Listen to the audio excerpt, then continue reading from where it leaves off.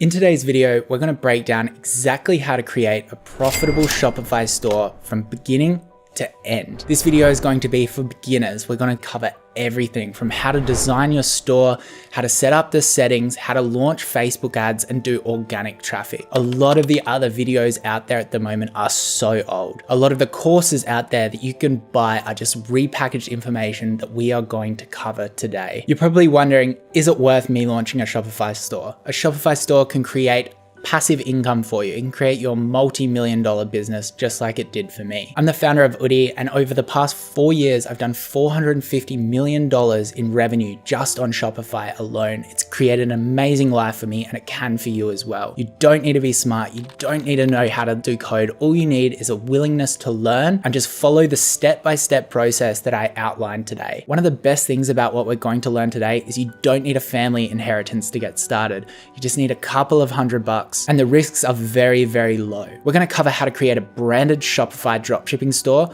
and also how to just create a beautiful brand that you can be proud of. So a lot of the old videos out there are talking about just using AliExpress to do dropshipping. Today, we're going to cover how to create a branded dropshipping store or just a brand in general using what we call a 3PL, which is a third-party logistics provider. In today's video, we're going to cover each of these sections. First, we're going to cover common questions around Shopify. Next, we're going to show you exactly how to find the ideal product that's sure to work. Then we're going to show you exactly how to create and design your Shopify stores so customers trust it and use it to purchase. We're also going to cover the best apps to use, which can be super overwhelming for beginners. We're going to cover things like fulfillment, which is how your customers are going to get the product and their tracking number. We're also going to cover shipping zones and payment methods. We're going to cover both forms of marketing, both free organic marketing for those that don't have a budget, and then also paid marketing on the most powerful two platforms that exist right now, Facebook and TikTok. We're also going to cover the setup of Google Ads, which is another main traffic source. Then we're going to cover some technical things like what is a pixel and how do you install it on your store. We're going to do a beginner's guide to email marketing and SMS marketing, which lots of people overlook and is crucial to success. Unlike all the other videos out there, I'm also going to cover hiring and customer service. And finally, we're also going to touch on wholesale and retail, because how good would it be to get the product that you create today on a shelf of something like Target? While this might seem like a long video, it's going to teach you absolutely everything you need. You can skip to each section if you're already familiar with the section that I'm talking about, but by the end of it, I guarantee you'll have a great understanding of how to build your first profitable Shopify store. So the first common question I get around dropshipping and building a Shopify store is how much time is it going to take me? This is one of the main beauties of dropshipping. It takes you about a day to set up your store, about 7 days to coordinate with the supplier, and you can be making money within about 8 days. The second question I get is, do I need any prior knowledge? I know lots of people that have created successful Shopify stores with very little knowledge prior. It does definitely help if you understand how to log on to Facebook and how to create an email, which most people now do. Aside from that, everything is made very, very simple, and we're going to cover all the nuances that you need to know. This makes this business model really appealing to anyone that wants to get started, whether you just want a side hustle or you want to create a full-time job. The third question I get asked is, how much do I need to get started? The only main cost that you're going to have to pay, especially if you're doing free organic marketing that we're going to cover today, is you need a Shopify store, which is around $29 a month. I'll put a link for a free trial in the description, and also just a domain, which is about $9 to $20 per month. Hopefully you'll be able to get some initial sales in the very early weeks so that you can offset these costs and be profitable from the outset. That being said, if you do want to do some forms of paid marketing, like on Facebook or TikTok, it's great to have about $500 to $1,000. Another common question I get is, should I be selling on Amazon versus Shopify? These can be very, very different things. Well, it's great that you've got your own product that you could list on a marketplace. Amazon relies on search engine optimization. This is where you need to rank really highly when you search the product on Amazon. While this is possible, it definitely is a different skill set to what we're going to cover today. Amazon has a load of problems, such as you never own your customers' data, so you can never remarket to them and expand your brand. It's also really hard to figure out the logistics of it. It can also be super competitive, and Amazon can shut you down anytime. That's why I much prefer teaching beginners how to do Shopify dropshipping as a first step. So now you have that brief overview, let's get into the most important part, which is picking your product.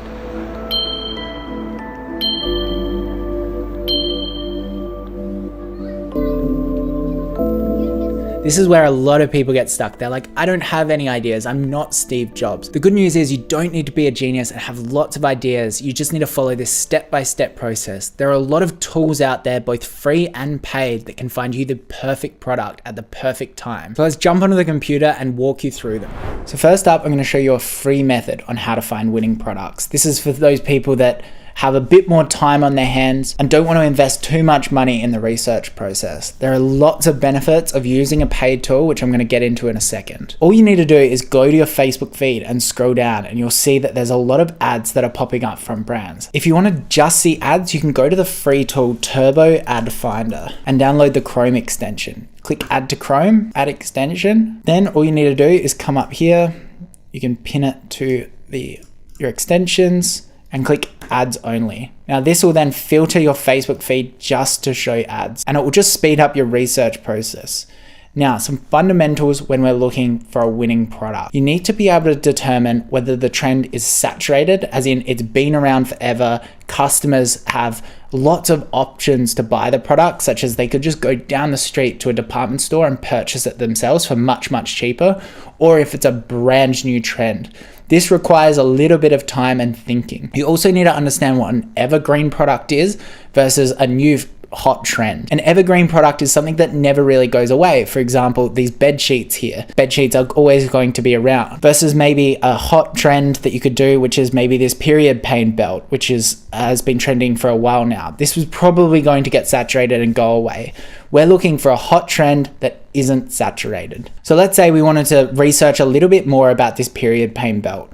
What we could do is we could just write it into Google, and we can see how many results actually pop up for it. You can see that so many people are selling the exact same product. This is what I call saturated. It's not the best product to go into, especially if you don't have lots and lots of marketing experience, because you are competing with them. You need to outmarket them, which if you're a beginner, you really want to make it simple for yourself and verse very, very few competitors. Typically with these trends, there's sometimes markets such as in Germany or Australia where the trend isn't actually saturated, whereas it may be in the United States where dropshipping is rampant. This is when you can use a tool like TrendRocket. All you need to do is go to trendrocket.io. Now, this is a paid tool, but it does compile a lot of trends and a lot of marketing in one place. You can click the start the free trial on the lowest plan. You'll be directed to a page with some amazing brands that you can look at. Now, aside from being saturated, there are a few other things to consider when launching your product. And this is why I designed TrendRocket. So you'll be directed to a trending brand section where there's some great brands that you can look at. You can click this search button down here to see thousands of brands. You can use the filters here to look at things like likes, reviews, and the amount of Facebook ads a brand has.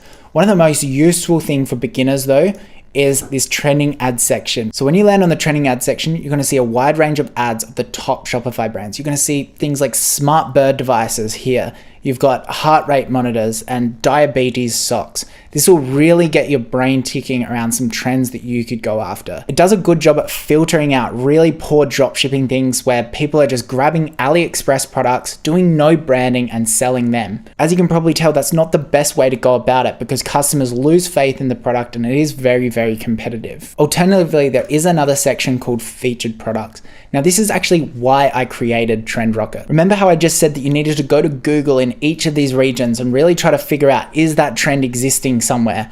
This is what TrendRocket was designed for. You can click this view product details here to get an extensive overview of where the product is getting sold and what suppliers are actually selling the product. It also has something that's really important to consider, which we haven't talked about yet, which is gross margin. Gross margin is the amount that the product costs you to ship to the customer and buy from the supplier, subtracted from the total revenue. So if you're selling something for $100 and it costs $25 to buy the product and get it to the customer, you've got $75 remaining, which is your gross margin. Why is this important? Because the more gross margin you have, the more you can spend on these advertising platforms to acquire the customer, hopefully leaving more profit for you left over to take home. You can scroll down to the supply information. You can see the factory names and click up here to go to the supplier and go to the link to the product. There should be a very similar product in Alibaba that you can then contact the supplier. So while TrendRocket's saying that this has a gross margin of $45, I think we want a little bit more than that. The $59 price range probably isn't enough. enough. So we're going to come back to featured products and we're going to look at something that has a great gross margin. So we can click through to this product here, the O2 ring by WellU, and you can see here that this has got a much nicer gross margin at $90. So now we know it's got a gross margin. Is it going to be a good product? We really want to think critically about this. One of the best things that I do to ask myself is,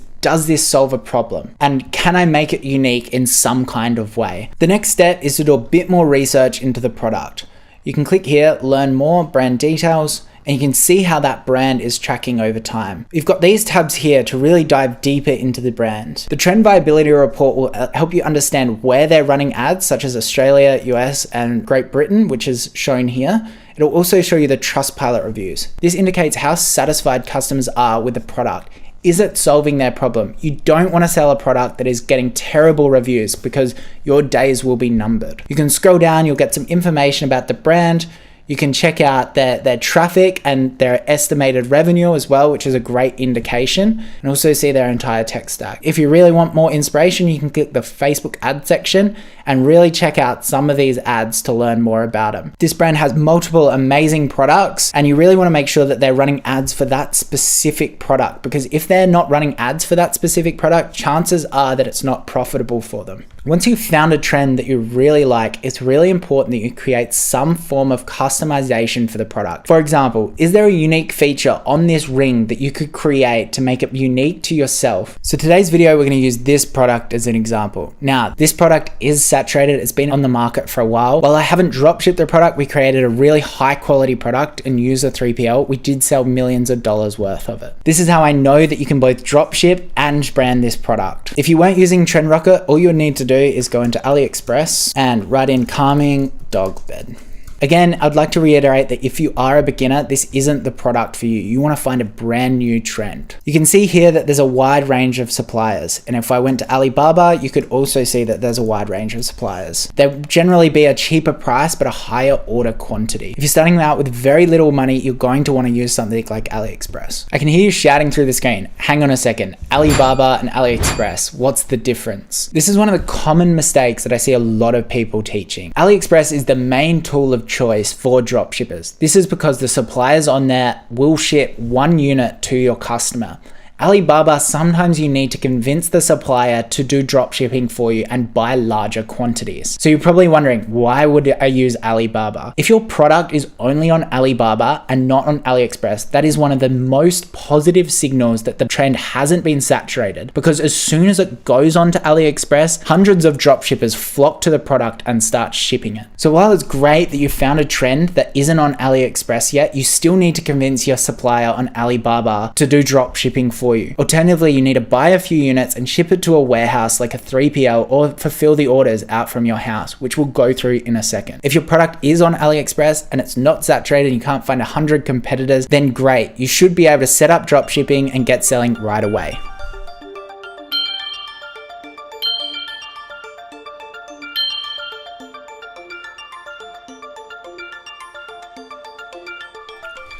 So, how do we find a good supplier? It's really important that we pick the right supplier and partner for our business. If not, there's going to be a range of problems such as long delivery times, incorrect orders, and poor product quality. This is going to create unhappy customers, which can get your Facebook ad account and your payment processing accounts banned. AliExpress is generally pretty good at showing the reviews of these suppliers. You can see that this has got 490 sold, but it's only got a 4.4 star rating. So you really want to scroll down and pick someone that's got a lot of units sold, but also some good reviews. So you can see this product here, it's $16 AUD with a 4.7 with 1,200 units sold. So this supplier seems relatively credible. Once you're on the product page, make sure you scroll down and check out the product information. You can just check out these reviews and make sure they're legitimate. If there's lots of reviews without photos and really broken English, chances are that they could be fake. Make sure you spend at least 5 to 10 minutes. Don't just spend 2 minutes like I just did. And now you're ready to contact the supplier. Now, if you're just getting started, you technically don't need to ask the supplier. When a customer places an order with you, you can actually just go into AliExpress and fill out the order details. The problem with this is it's going to rock up in Chinese packaging with no custom branding, and you're going to create a very poor customer experience. This is why you should be contacting your supplier and providing all of your logo and your branding and understanding about their delivery service, their returns policy, just all of those things that are really, really important. If you are a little bit confused about what supplier to use, you can use a tool like Zendrop. This actually has vetted suppliers, a 3PL in China, as a lot of other tier 1 countries. It also helps you in later stages like fulfilling to customers and tracking labels, but there's no reason why you can't do it yourself. All you need to do is create an account. Once you have an account, you can just scroll over to the supplier's name here and click contact now. Once you've got your messages up, then you're going to use this supplier template that I prepared for you. It's really important that you stand out from all of the messages that this supplier is getting. The supplier really wants to make sure that they're not wasting their time providing a premium service to you. This is why you really want to increase your credibility and your communication. By laying things out like this as well in a numbered format, you're able to understand if the supplier answers each question and how well their communication is. I'll leave a link in the description for this outreach email. The main things to point out is how many orders can they handle per day? Also, do they have access to express shipping lines? The typical time frame for a dropshipping delivery can be over 30 days unless you use one of these express lines. If you do 30-day delivery, customers are going to give you negative reviews and your business is going to get shut down really, really quickly. You want to understand the shipping costs for the product so you can do that gross margin calculation that we talked about earlier and understand how much you can spend on ads. This USA warehousing is really good for when you want to expand. They can just ship the product from China to the USA warehousing and do the fulfillment from there to shorten the times and increase customer satisfaction. Number 4 is really important, which is what you guys are here today to understand how to custom brand your product. Number 5, for getting a sample, is also really important because you're going to need to use this sample to shoot original content, which we're going to cover today. That original content includes photos for your website and videos for your ads. While suppliers will have some images that you can use for your product, I don't recommend it because lots of other people are going to be using those images, as well as you don't understand if that supplier has actually taken those images. What can happen is they can actually counterfeit the images themselves.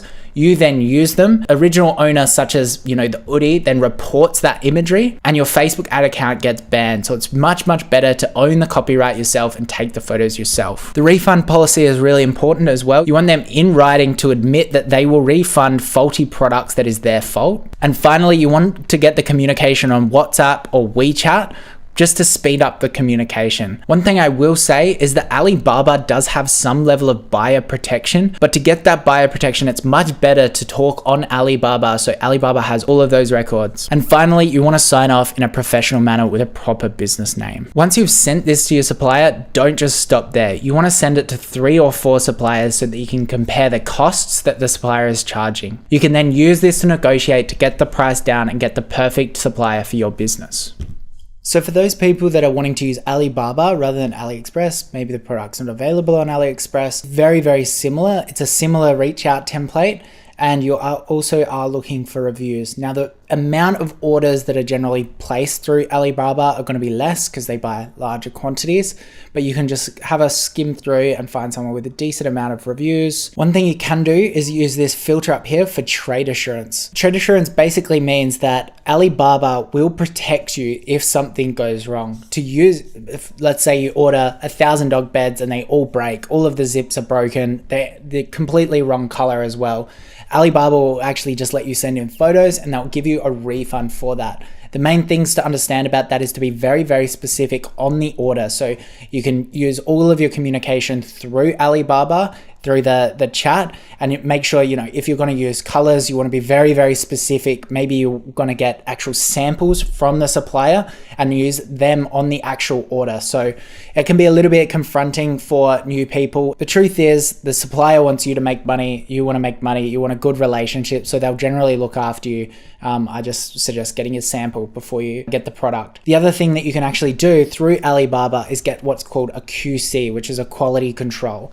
A QC will go to the factory and check the product based on what you actually ordered. So you can send photos to the QC and be like, look at the zip on the bed, or look at the color, make sure it's Pantone 319 or something like that. And the QC will actually go to the factory and check the products before they get shipped to your customer. The other thing you can do with Alibaba is you can look down here and it might say trading company. You're not actually directly buying from the factory. You're using what's called an agent. This can be challenging for a few reasons. Firstly, the agent's is going to take a cut, so your price might not be as good as it could be. Second, if there are any problems, who's going to take responsibility for that? So I generally try to avoid trading companies. Definitely do a bit of research, have a look at the company profile, have a look at their factory, make sure they're all legitimate and they've got some good reviews, and it should work out fine. So you found your supplier of choice, you've got a sample that you've signed off that you're really happy with, that you understand the costs and the pricing of the supplier. Now it's time to set up your Shopify store. You're probably wondering, is Shopify the only platform that I should be using for my store? There's only two alternatives right now that you could consider, and that's BigCommerce and Webflow. Webflow, in my opinion, just isn't quite there yet for e-commerce, but they are making a lot of improvements over time. BigCommerce, unlike Webflow, is designed for e-commerce, but Shopify just has more apps, more functionality, and is more trusted with consumers in their checkout process, so you might just get an increase in conversions. I also think it's way easier to use when you're connecting to a 3PL or connecting to an app so your supplier can ship the product. Shopify has just got way more options because it's the market leader. So to get started on Shopify, all we need is an email. You can click the link in my bio. It is an affiliate link. They've got a free trial operational at the moment. I think that is limited, but they always generally have some kind of offer. You can enter your email in here and say, I'm just getting started. And you can actually just skip all of these prompts. Now you need to fill out your Shopify name. This is only internal, so your customers aren't going to see this. This isn't the domain name. This is just an organizational thing for yourself. So I'm just going to call this Davy's Dog Beds. And we need to make sure that we select the correct country that we're going to be selling the product in. This is going to help all of our settings in the back end. So I'm going to start selling this in Australia, but you could do United States or UK, depending on where you're from. And now we need to create the Shopify ID, and it will just take a couple of minutes to build your store. And you can see now you're set up in the Shopify portal. This is where all the magic happens. This is where you create your multi-million-dollar Shopify brand.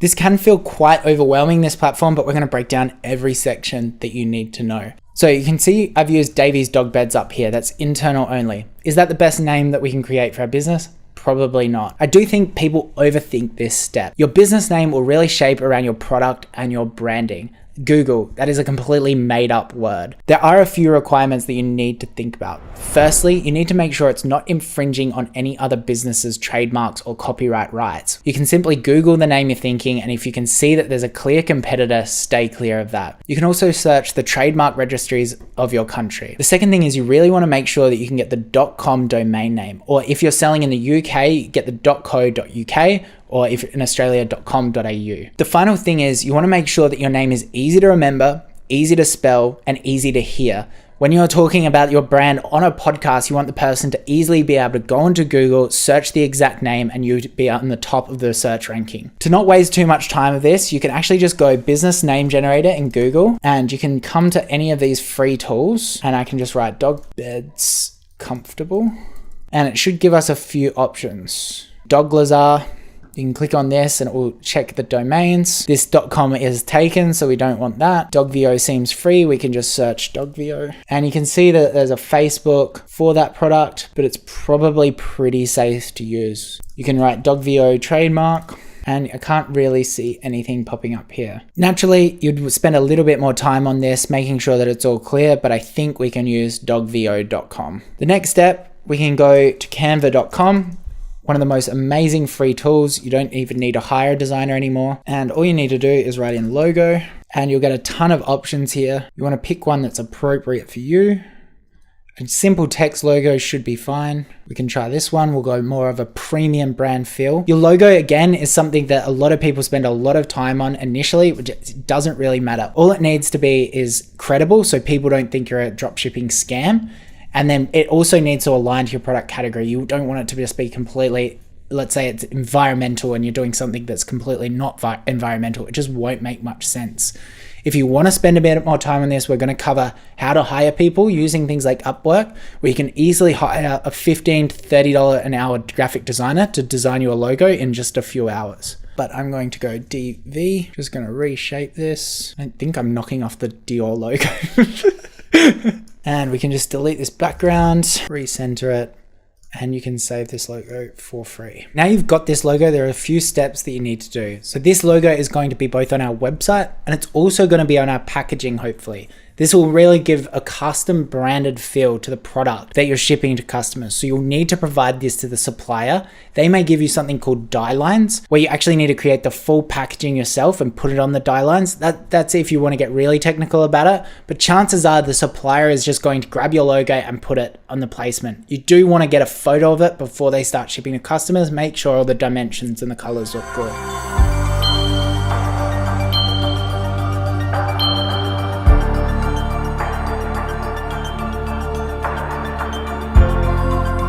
But the other place you're going to do it is you're going to come into the Shopify store and you're going to click this online store. And this is going to give us all the options of themes. And we're going to put our logo on this theme somewhere. The default selection nowadays on Shopify, because this is a recent video for you, is the Dawn theme. This is a new Shopify 2.0 theme and it's free and very customizable. If you wanted to, you can come into the theme store, which is just down here. Personally, I think if you're getting started, you need to save as much money as possible and you're just trying to get those first few sales. You don't need to use any of these themes. You can just use the Dawn one. You're just going to click customize up here and we're going to enter what's called the theme editor. Now this can feel a little bit overwhelming as well, but trust me, it is super intuitive. On the left here, you've got all of your sections. On the right here, you've got the preview. And then up here, you've got the changing of the screen. So you can go to mobile, desktop, or full screen. You can see if I change mobile, the preview is going to change as well. I recommend actually editing your theme in mobile version to begin with. This is because the majority of your traffic that comes onto your website is actually going to be on mobile. To edit our logo, you can see there's a placeholder, Davy's Dog Beds. We're not calling that. So to upload your logo, you've got two options. You can click the edit brand section here. Now this is Shopify's attempt to make your branding very consistent across your store. Branding is one of the most important things to have consistent. You want it consistent on your Facebook ads, your email, and on your website, so that when people see all of these bits of information, they know they're in the right place. They know you can trust it and it's credible. We all have that experience of getting this really poorly designed email. We click through the website and it's a different color palette and it's just really, really confusing. So this is Shopify's new section, but you can use the old way of doing it and you just click change here, select, and you can just upload any images that's in your download folder. So you can see that's now added a lot of padding around here. Padding is also another really important design principle that we're going to talk about today. All of these small things like design principles just build trust. And if you've got this large section here, it's going to take people longer to scroll. It just looks scrappy. No professional website does it. So to do this, all we need to do is come into preview and we can go just select the logo. We can click crop and save that, and then we can click edit and we can change the image, upload the new image, and the padding should be gone. That looks much, much better. So once you've got your logo, the next step is to just fill out the rest of this information. You can change any of the blocks over here and you can remove them. One of the best steps that I recommend at this stage is going to your favorite e-commerce website. Maybe not something as big as Gymshark, but someone that you know that's doing decent amounts of sales, and really just have a look at how they've set out their layout. Things like videos probably isn't necessary for you to set up in the very early stages. It's a very brand focused feature of a website and you don't really have that many videos right now. Copy their layout and get all of the things that you need. So for example, this section here, there's multiple products that it's recommending and we're on only one product store. We're only custom branding one product at this stage. To get rid of the section, you can just click this little eyeball here and it will just hide it. And we can also add sections down here, depending on what you can see on your favorite e-commerce website. The great thing about the theme editor as well is you can actually just click on these buttons to get the customer experience on what they would see next. Right now, there is no products in here, so that's the next step that we need to do. To do this, we just come into Shopify. We can click this little X here. We can go into products and add your product. This is where we're going to add all of the information for our product. Now, this is a big topic. This separates the people that get sales initially versus the people that drive a lot of traffic to their store and people just leave straight away because they just don't trust it. This is where your inner marketer needs to come out. You need to understand basic copywriting principles, which we're about to go into. You need to make sure your images are crisp, which we're also going to explain how to do. So I think this is a perfect time to start talking about conversion rate optimization. A lot of people, even if you pick the perfect product, you're going to drive traffic to the website and you're going to get no sales. I want you to get your first sale and get addicted to the process. And conversion rate optimization encompasses a lot of things. It's basically just a fancy way of saying how many people come to your store and actually purchase the product. To show you a good example, I'm going to go to another website that's selling this product. So you can see that there's a few conversion rate factors that you can kind of emulate with your product. Again, I wouldn't be doing this one. The three main things we can break it down is imagery, website hierarchy, so basically the website structure and functionality, and then also the copywriting, which is really important. So getting really, really crisp imagery is important.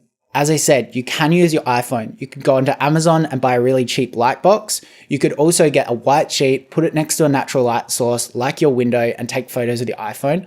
But if it's not going out crisp enough that you can compete with competitors, you may just need to Google some e-commerce photography. There's lots of services now where you can get your supplier to send the product to this photographer. They'll edit images in 2 to 3 weeks and they'll come out really nicely. You're also going to need these lifestyle images. As you can see here, this is the product actually being used. If it all looked like this white contoured background, then your website's going to be quite boring.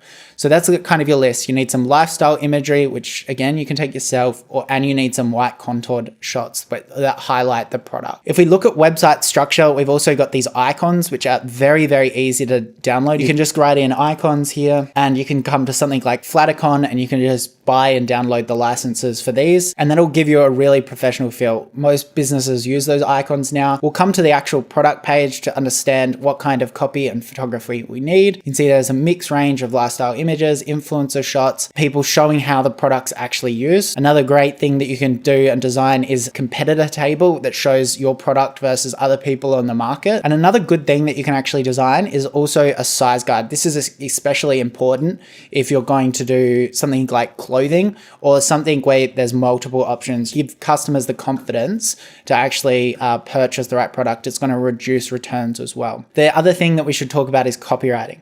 Now, there's lots of frameworks that you can Google and learn a little bit more about copywriting. I'm not going to go into it now because it's a big topic. I think I've done an hour video on it before, but there's two frameworks. There's the AIDA framework, which is awareness, interest, desire, and action. And then there's the PASS framework as well, which is problem, agitate, and solution. You can use that framework to lay out the hierarchy of your copy. So the problem for our product may be anxious dogs, talking about that, using a story to agitate the solution, like the dog can't sleep and you're trying to do work, and then coming through with the solution, which is your product. You can see how that's much more enticing than just saying this is a dog bed. These frameworks are great to use on your advertising platforms like Facebook, which we're going to show how to set up in the future. For websites, I do just recommend going to check out some of these some of the competitors, but also people that you respect in the industry, and making sure that you just kind of tick all the boxes that are here.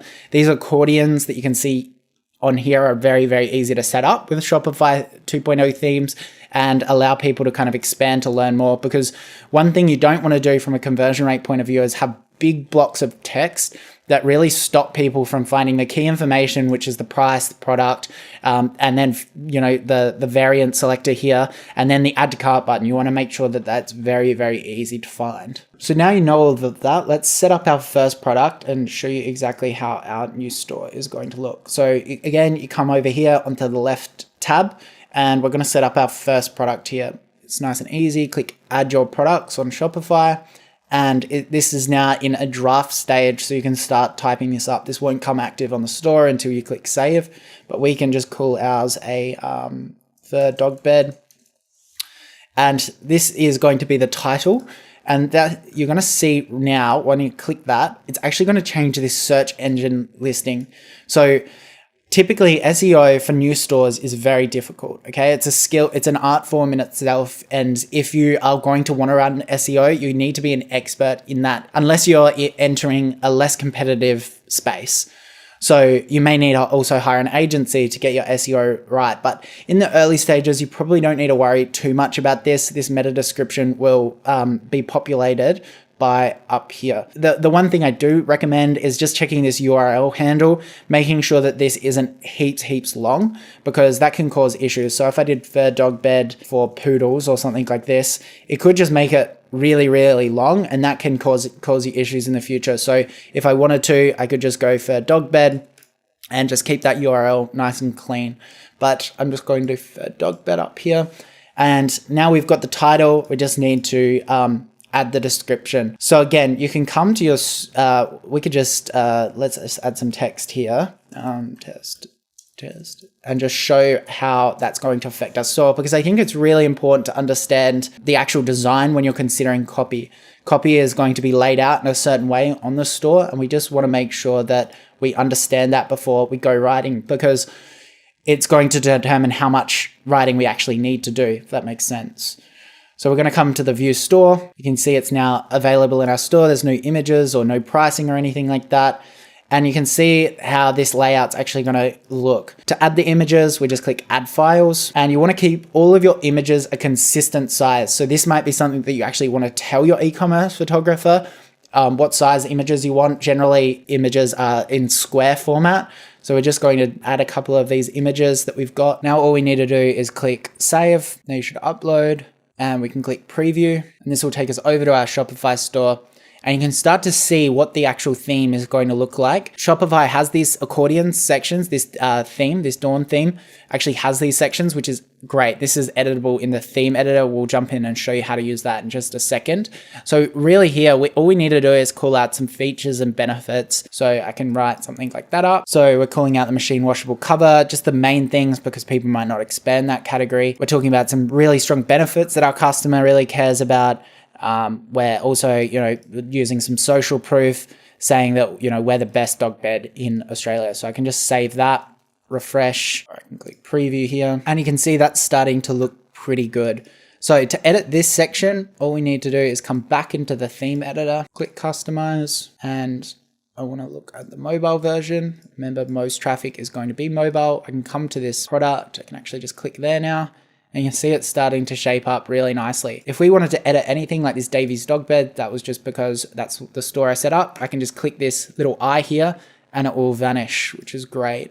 And then if I want to change this material section, all I need to do is on this right-hand side, I could say, I probably wouldn't say this in these words, but I could just say like 100% polyester, removable cover. I've already said that, but I'm just going to say it again for example's sake. And we can expand that category, and you can see that there's plenty of information there. So I can just click save there. Now, as you scroll down, there are some sections. You can change them depending on the comparison website that you're using, but I can just select image and I want to just add a size guide. You can see that's now cropped wrong. So all I need to do here is click adapt to image. Again, everything's going to kind of be on this right-hand side. So tinker with that, or on the left-hand side. And we can see that our product page is starting to shape up nicely. I can just check that on desktop and it's looking pretty good. Once there's a few more images here, it will look pretty fresh. So to complete our product setup, we need to do a couple more things. Obviously, we can't give away the product for free. So we're going to come back into the product and we're going to complete the setup. So I would definitely add a few more images. Now the pricing, this again is going to be dependent on how much it costs to get it to your customer. Let's just say it's $99 for this one. The compare price, I'll just show you what that is. It's, let's say it's 99 and it's compare at 129. You can come in here and I'll just preview this. And so this is what brands use to indicate that it's on sale. You can see there's the original price and then there's the strike through price there. And in terms of taxes, I'm going to show you how to set up taxes and explain that a little bit, because I think that that's one of the most confronting things for people. So I would leave charge taxes on this product setup, depending on where you're selling. Cost per item. Now customers won't see this. It says it there.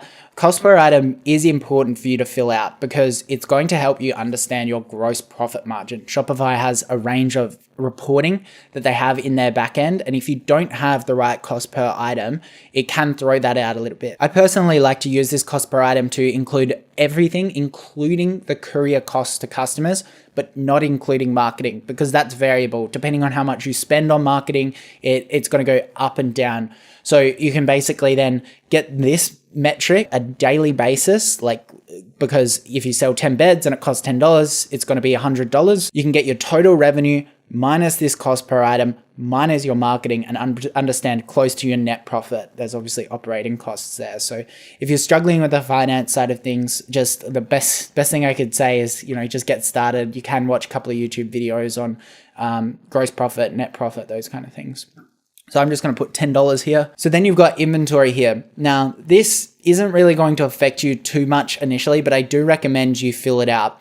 Now, the typical way that we do, SKUs is you want to understand what it is, but you also don't want to limit yourself in the future by making it kind of too simple. It's a good organizational tool. A typical thing that you do is the first 2 letters is going to be kind of the category of the product. So this is going to be DB for dog bed, because if, let's say, I bring out, dog vests or something like that, it would probably be dog vests. Or if I wanted to bring out cat beds, it would be CB, because then it's going to, when we export all of the data, this might be getting too granular, but it's going to put all of those rows on the exact same row on a spreadsheet. So it just keeps things tidy. So this might be dog bed gray. So this is the unique element that will differ this from the pink dog bed that we added onto our store in a different way. So barcode, this is again for your internal purposes. I do recommend using a barcode. Just go to a free barcode generator. That barcode is going to be used by your 3PLs if you're going to use that, because they scan the product when it comes in, and then it helps you track your inventory because you need to hold the 3PL accountable to that inventory. This can also be a little bit confronting, but again, I just recommend watching a YouTube video on how to set up barcodes. So if I just click save this, I should be able to show you what track quantity is. Tracking quantity is really important if you're not just drop shipping. If you're drop shipping from your supplier and you're not ordering big batches at a time that they are holding, chances are you won't actually need to track the quantity because there's kind of an unlimited amount.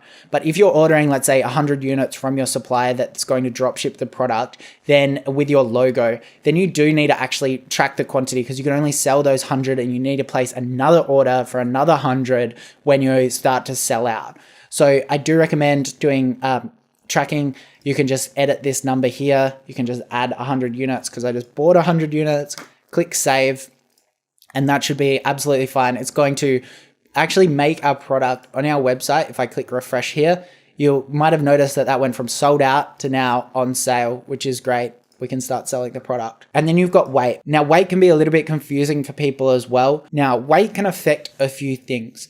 Sometimes this Shopify data, when an order comes through, it gets passed to another software. So that software could be a shipping software that connects with a courier like Australia Post or Hermes or wherever you are, UPS. If you're not using any of these software, chances are that the only effect that this shipping section is going to have is internal. So, and I'll show you exactly what that means in a second. I do recommend just approximating it at this point. This customs information, again, it's a little bit technical, and when you're starting, it's probably not going to be passed through to anything, so you can just leave that blank. This options thing definitely is important for me to show you. So if we wanted to add multiple size or multiple colors to this product, we would need to create options.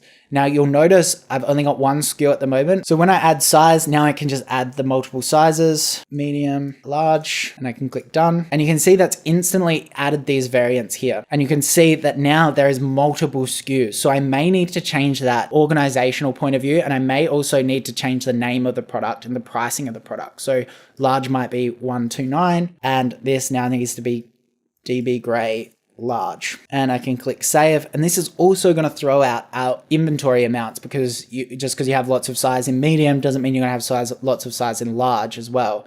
So you can see that that's what this number is here. There's 100 units of the large. Let's say we got 50. And actually, let me just leave that and show you exactly what that's done to the product page. I can just refresh this product page now. You can see that there's a variant selector. I can select large, but my large is sold out because I had no inventory. Or I can select medium, and you can now add the product to cart. So that's basically all you need to know. That product is pretty well set up on the front end. A common mistake that I see is people just don't set up the back end of Shopify. It's so important. Typically, people will start driving traffic to a store and they're like, why is nobody checking out? I'm getting lots of traffic. And it's because, one, the customers actually can't even select the country to ship it to their country, or two, it costs a lot of money to ship it to the country. So make sure you come into these settings, and there's a range of options that you're actually going to need to step-by-step go through. Store details, this is kind of your basic information, such as your ABN or like your currency. So you can select the currency that you're selling in. The plan is the Shopify plan. You can upgrade to a certain plan to get certain benefits of Shopify. I recommend just staying on the cheapest plan until you're prompted otherwise to get a feature that you really need. Billing, this is where you're going to add your credit card and get billed. Users and permissions, this is where you can add, consultants. Again, I'm going to talk about hiring people soon. Payments is a really important one. So you can see that there's already been a PayPal created for this store. This default PayPal is actually going to be linked directly to the email that I used in the very first step when I set up the Shopify store. So if you've got lots of businesses that are running out of maybe that one email, it may be best to create a brand new Gmail for the Shopify store. So it sets up with this PayPal. Alternatively, all you need to do is click manage and you can just, you can change this account connected and set up a PayPal in a separate step. I do recommend just setting up a brand new PayPal and then linking it. It just gives you a little bit more control. Checkout, now this one's important. I like to click phone number and email. It just prevents fraud. And there is also a lot of couriers that you use that really do need a phone number to actually contact the customer when the product is on its way. So I'm not sure why Shopify defaults to email, but I do recommend setting up phone number. I also recommend require first name and last name. Again, this is going to ensure that your product gets delivered with the couriers, which is one of the main problems. The rest of these settings are absolutely fine. Now we get down to shipping and delivery. Over time, this has gotten actually more complicated, I think, but it's just Shopify's way of making it more versatile for you. You can just click manage shipping rates here. There should be default products selected. You can see our third dog bed is already there. Now you can see all of these shipping options. So this is, again, just going to be the default when we set up. And you can see we've got shipping to Australia, which is domestic rather than international, has all of these default options. Now, Shopify doesn't know what courier you're using or anything like that. So I highly recommend just editing these completely. Now, there's a few ways we can do this. I actually recommend just coming in here and deleting these. You can change the country, which is the zone here. For example, if you wanted to add New Zealand to this because it's not too far away, we can just select this country here and save it. I'm not going to do that. Once you understand the cost to deliver to this country, we can just click edit rate.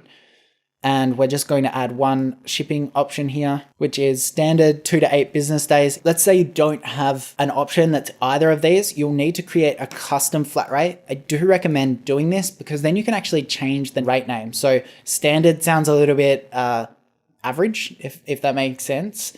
So we can just do, let's just say 2 to 8 business day. Let's do tracked shipping. 2 to 8 business days in bracket. And we can just click add. Let's do free. That sounds way better than standard. We'll make that $0. Now, these conditions are really important to get right. And you might remember we set up the item weight on the product before. So let's say, I set that to 1.5 kilos before. Let's say that I did 1.6 kilos here. Now, when a customer goes to my checkout, they will not be able to purchase this product because there's no shipping option for it. So we really want to just make sure that there is no limits on this, 0. You can also do price as well. Let's say if you're going to buy, if you're going to do a free shipping offer over $100, you could set this order price as $100 like this. And now customers can get free shipping on certain orders. But I'm just going to do this, click done and save. Now we've got rest of the world shipping. If you're not able to ship to the Middle East for under $20, people can buy lots of products and it's automatically going to ship and you're going to lose lots of money. So you need to be quite confident in shipping internationally before you set it up. So I'm just going to delete that. So now customers in Australia, when they add any of these products, if I added a second product, it would automatically populate here. They should be able to see this free tracked shipping option at checkout. I'm going to keep working through the settings, just making sure that we've covered everything. Sales tax is highly dependent on the region that you're based in. So, the UK has VAT, Australia has GST. So you want to collect sales tax from your customers because you're going to need to pay that back to the government minus the cost of importing that product. So when you import, let's say $10,000 worth of dog beds to Australia, you're going to pay a certain amount of GST bringing that product in. You're going to have lots of other GST expenses as well. Like let's say, buying office equipment, there may be sales taxes on that. You're going to charge your sales tax to your customers, and then you're going to deduct all of those other GST expenses from that. So it's really important that you are collecting that, and you're also communicating that to the customer, because they may need to claim those funds back as well if it's for business use. The tricky part is this section down here, which is include tax in prices. If I set this Australia to collect GST, you'll need to add your appropriate ABN number here. But now I have selected this. What's going to happen is this added GST is actually going to be added on the product. Let's say we're selling it for $100. There's going to be about 10% added onto that for the customer. That can be a really jarring experience because the customer is expecting to pay $100 and then it's saying $110 at the checkout. So typically what you want to do is include tax in the prices and click save. Customers are going and they're only going to have to pay the $100 that you originally planned for, and then you need to handle sales taxes on your side. If you're still confused about that, I recommend just looking up dropshipping taxes. You can search that on YouTube and just get a full understanding of that depending on what countries you're shipping to. The next thing in settings is locations. Now this isn't too important. This is if you have multiple warehouses, like you might have one Shopify account, but you might have 5 warehouses around the world. A good example is if your factory in China is holding some inventory for you, but then you've also got a warehouse in the United States. Maybe it's run by the same person, but you might want to be clear in Shopify where that inventory is actually held. Typically, it isn't for beginners because you're only going to have inventory in one situation. Gift cards, you're not going to need to worry about that, but that's where it is. You can set up a gift card offer for Christmas and people can go and purchase them and gift them to people. Markets, this is where you can manage having multiple regions and selling to. One thing I will say about this is if you're setting up if you want to create a global brand that's really loved, I do recommend setting up just brand new Shopify stores for each region that you're going to sell in. The reason for this is it helps you control the information that the customer is seeing. You might have different types of products or marketing tactics for each country. It'll also make customers very, very confident that they're shopping in the right country if you have the localized domain. So the .co.uk for UK and .com.au for Australia. So you can then drive traffic and control the traffic sources to go to each of those stores just with more ease. It just gives you more control. But if you wanted to set up multiple regions, this is kind of where with a one store, you can use something called a currency converter, which is an app. And you can also use this as well to get more flexibility. So then you've got apps and sales channels. We're going to cover that in a second.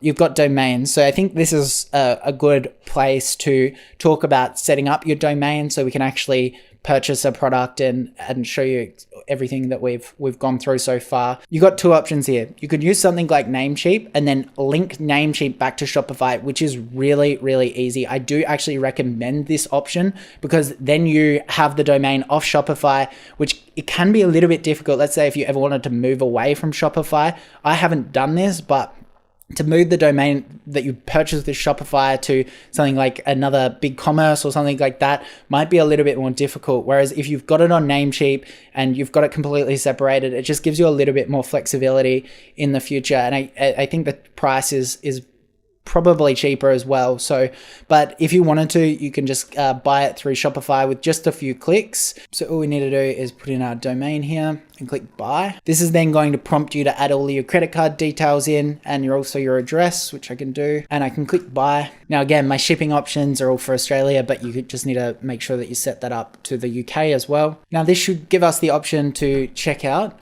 Now, you do want to select auto renew. The last thing you want is your website going down because you forget to renew it.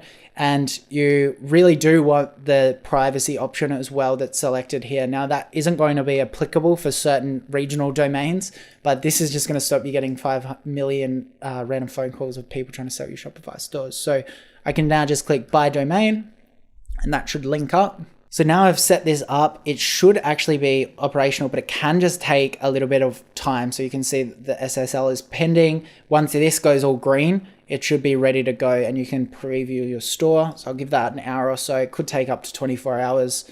Now we've got customer events here, pixels. I'm not going to do anything in this section because it's a big topic and we're just going to cover that when we go over Facebook marketing. Brand, I've already talked about. You can add your colors there to make sure that it feels consistent. Notifications. Now this one is generally important. When the person places an order they're going to go through all of these automated emails. So you can custom design these to be much, much cleaner. But one good way, you can preview them, you can add some more information. You might want to reiterate, your shipping policy or your refund policy here, but you can change a lot of these things in our email marketing software that we're going to cover in a little bit, which is called Klaviyo. Meta fields, you don't need to worry too much about this. Files, this is just where you can add all your images and you can pull them into that theme editor. You can also download some images. Maybe you can use them for Facebook ads. Store languages isn't too important. But then you've got policies. Now, Shopify does have the ability to create a refund policy and a privacy policy and a terms of service. Now, I do recommend you do this and change it accordingly. If you do get to a relatively large size for your business, it is going to require you to go to a lawyer and actually set up these properly. If you're in Australia, you can use something like Legal Vision. Just use a really cheap lawyer to go over it and make sure you're all covered. But until you're doing decent volumes, I don't think you need to worry about this too much. Now, there's going to be a couple of places that I recommend you put this privacy policy and terms of service. One is in the footer of your website, which I'm going to show you how to do. But then also, it's actually going to be automatically placed in the checkout of your website. So when they're checking out, they should be able to see this as part of their process. So now what we're going to do is we're going to go into plan. I want to set up a paid plan so we can actually preview our website and go to the checkout and show you some of the things that we've set up. So I'm going to click choose plan. Now Shopify do have an offer at the moment for $1 per month for 3 months. So I'm just going to select that. I don't think that that's going to be around forever. Just pick the cheapest plan initially. And we're going to do monthly billing. Click confirm and start plan. So now we've got all the settings set up. Let's go through the rest of these columns on the left. So we've gone through products. Customers, you're not going to use this that much. Because you can generally use the search and the orders to find information about your customers. But this is just going to have all of the data, what they've ordered, their address and everything in case you need it. Analytics, again, until you drive a bit of traffic to the store, you're not going to need to use this too much, but it's going to have sales, all of your sessions, your conversion rate, which we touched on a little bit earlier. So this will eventually become kind of, what are you doing? Is it working? And everything like that. We will show you how to set up Google Analytics, which gives you a lot more data than this. We've also got marketing. Really, you're not going to use that too much either. I think Shopify is trying to become, a bit of a hub for the marketing side of things, but you're generally going to rely on the other platforms like Facebook's inbuilt platform to help understand your marketing. Discounts, you will be using this a little bit. To create a discount, you can create one for, influencers. You might want to say, 10% off, or let's say you've got a Black Friday sale or a Christmas sale. You can just click create discount here. And you've got multiple options. So the amount off product is going to be, and the amount off order is generally going to be what you use most. Buy one, get one free, or buy one, get one 50% is a great offer as well. And then free shipping is pretty easy. But to show you how to create a product discount, let's say we want to give 10% off of our beds, we could just do 10 off. And we are going to use this when we set up our emails. I'm just going to do 10 off there. We've got fixed amount or percentage. We'll need to be very clear if it's 10% off or $10 off. I'm going to make it a percentage for this one. So we'll just do 10% off. Now it's really, really important that you select the products that you want this to be applied to, because what can happen is if you add more products that the discount's not allowed for, this could then automatically be applied for that, and you might start losing money on those. So it's really important that you keep your discount codes nice and organized, otherwise you're going to get scammed out of lots of money. You've got lots of other options like minimum purchase required and customer eligibility, but they're not going to matter too much. You can limit it to the first purchase or, one per person if you'd like, but people generally can get around those kind of things with different emails and whatnot. The other thing that you do need to be considerate of is the combination. So Shopify now allows the stacking of discount codes. I highly recommend not letting you stack discount codes initially, just again, trying to keep organized. So I'm going to save that one. and we're going to use that again in our email shortly. Now we'll keep working down the list. We've gone into the online store before when we selected our themes, but you do want to also come down to these sections. So blog post is if you wanted to create a blog post, this is important for SEO purposes, or maybe you want to educate your customers and send traffic to a specific blog post. I don't recommend that. I think this is a bit of a waste of time unless you really know what you're doing initially. Pages from a structural point of view are quite similar, but pages can be something like your contact form or an order tracking form or an about us page. Now, these are the things that you're going to see on the top of your website. So you can see over here, we've got this page already, the contact form in the top of our navigation. So customers are generally going to click on this. There are a few pages that every Shopify store really needs to have so that customers have trust and they're able to purchase.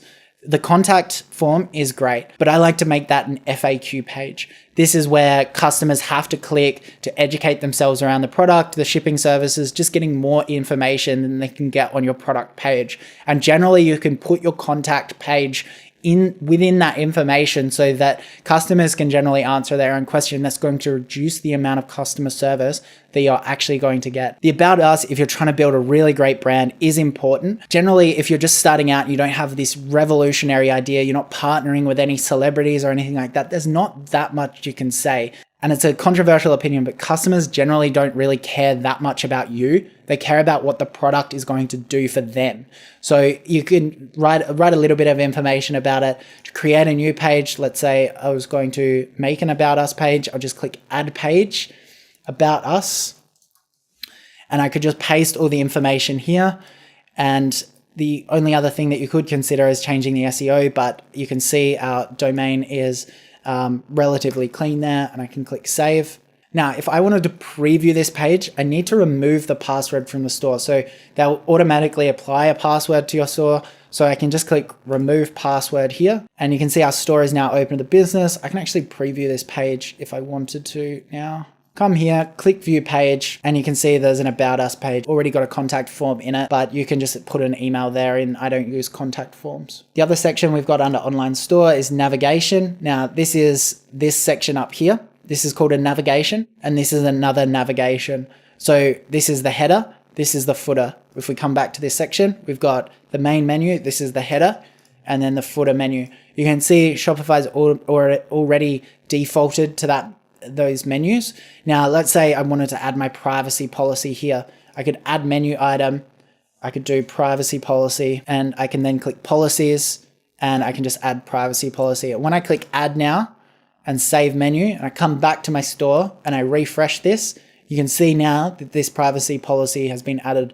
I recommend adding all your terms and services and everything into that. Now, if I wanted to add our about us page that I just added, it's the exact same process, and I'll just write about us.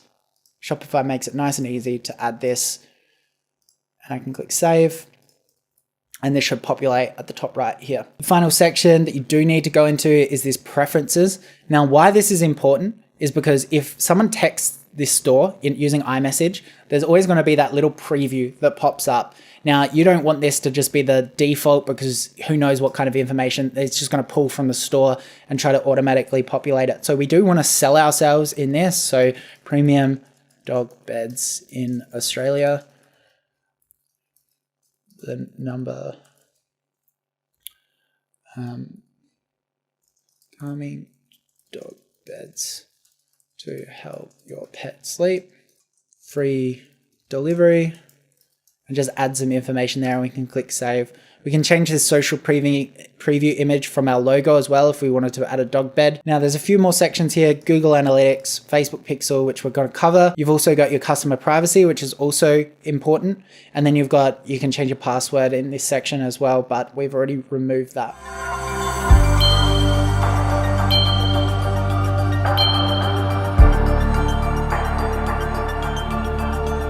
So the final thing that we've got on this left-hand side is apps. Now these are the superpower of Shopify. A lot of the other providers like BigCommerce just don't have as many apps, and they really can supercharge your store. They can increase average order value, so how much every person spends on your store as an average. And they can also, increase conversion rate, which we've already talked about. They can communicate to customers, to improve customer service as well. There's just a whole range of apps. A lot of these apps will work on a free trial, and then there will be a monthly billing after that, or they might charge per usage, like every time someone places an order, they take a small fee. One of the main mistakes I see with new entrepreneurs is they install a ton of apps thinking, hey, this one will work, but you don't need that many. I'm going to give you the absolute key ones that you need to ensure that you can be profitable on Facebook ads or, running organic social, as we're going to talk about in a sec. So if you add way too many apps, it can actually slow your website down and have a negative consequence for you. So you need to be really selective around the apps that you add. To add one, all you need to do is click this app section, and you can actually search the apps up here now. And we're going to download a review app. So if you wanted to, you could just write in for reviews. Now, reviews are the things that are going to be on the bottom of your website. Everyone's going to review your product, and it's going to increase trust. You can see there's a lot of review apps. There's 923 that have popped up. There's a few that I could recommend. So Luke's is the main. You can see how many reviews it's got. Luke's is probably the main one that a lot of drop shippers use. That is good and bad. It's quite cheap and easy to use. But because so many dropshipping and scamming websites use it, I do feel like it's losing a little bit of trust within the industry and for consumers, because when they see it, they're like, oh, this is a dropshipping store. I'll just show you how much it costs and how it looks. So you can see that there's photo reviews on the product page. This allows people to really see how it looks on. Photo reviews are far more trustworthy than text reviews, which people kind of just don't even read anymore. The only thing better than photo reviews, in my opinion, is video reviews at this stage, because people are really going to trust them. So Luke's is pretty cheap at $9.99, 14-day free trial. The other one that I will show you that we are now using is Okendo. Now, I think that this is just a little bit more robust. It is more expensive, but they are doing some really, really cool stuff. They actually have the ability, you can see here, to kind of create customized features. This is a makeup or a deodorant or something like that. And you can see that they can add effectiveness and scent. So for audio, we could say size, true to size with the fit or something like that. So if you've got a clothing brand, I think Okendo can be a really, really good option as well. So I'm just going to add that to the app, and we can click install here. And we've just added our first app ever. Now, review apps, if you pick one that isn't new, there's a chance that there may be some installation process that you need to use a developer to install, or if you know basic HTML. But the good thing about using one that is rather robust is that you can generally just click auto install, and all you need to do is click this and enable it on your website. You can see that's already enabled, which is all good. So now you can come to your website and you can see we've got this little reviews tab finally over here.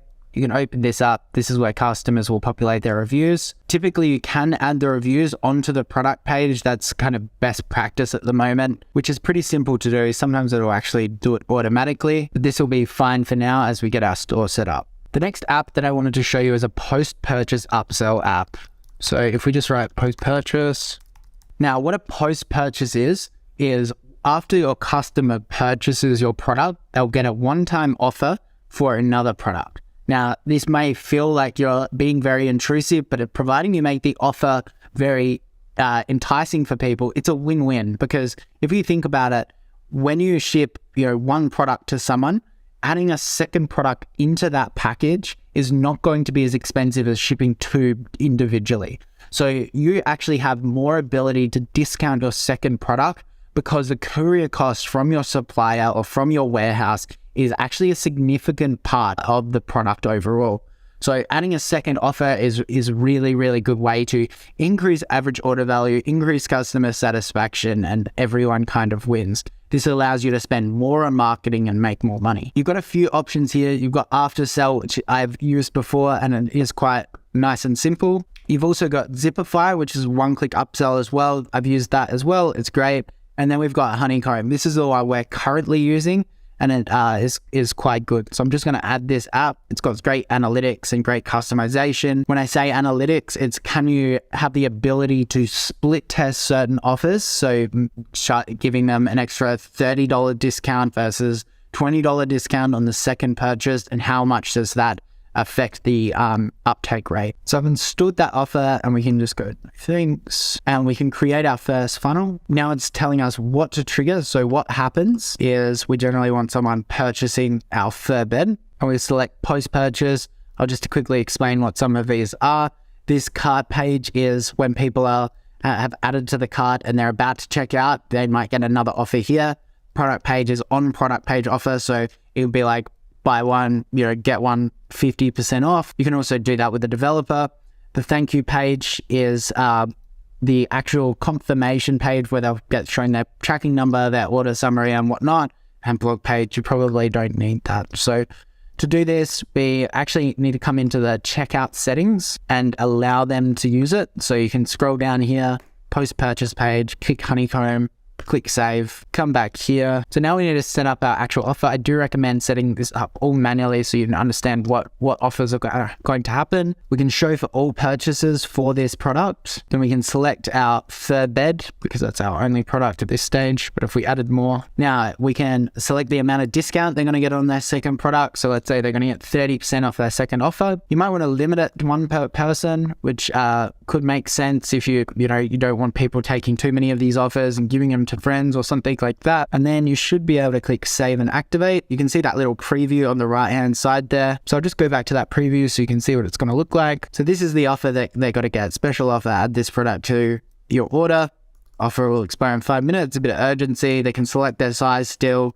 If that had stock, that would work, but the medium is in stock. They just one click there and they'll be charged immediately and it'll be added to their order. So that's operational now. I should get a little bit of an AOV increase from that. Have a play with that. You can really customize this offer. You could run split tests on it as well and try to get it to the highest uptake possible. This is the conversion rate here.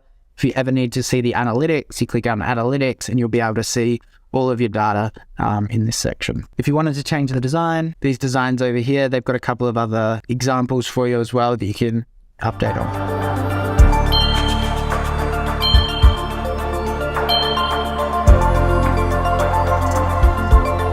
So a couple more essential apps that you're going to need is Postscript. Now, Postscript is an SMS app. There's a couple of others that people recommend, such as SMS Bump. You can see it here. Postscript, I think, is the best from a compliance point of view. I think they're very supportive in compliance. Now, there's been big lawsuits against brands that haven't done SMS compliance properly and have been sued. So you do need to understand the compliance side of Postscript and what country you're in.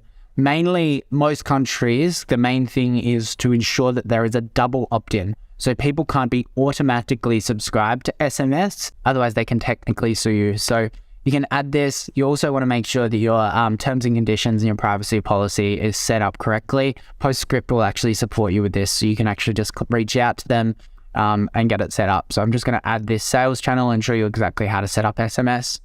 Now, we're going to show you email marketing in a second and SMS in a second because both of them are essential to ensuring that you're getting as much money from the traffic that you're driving to your website. There's no point pouring water into a leaky bucket. You want to optimize it as much as possible. So you can go through the welcome series for Postscript. Then they'll actually prompt you to understand the compliance. If you don't go through this step, they might actually not approve you.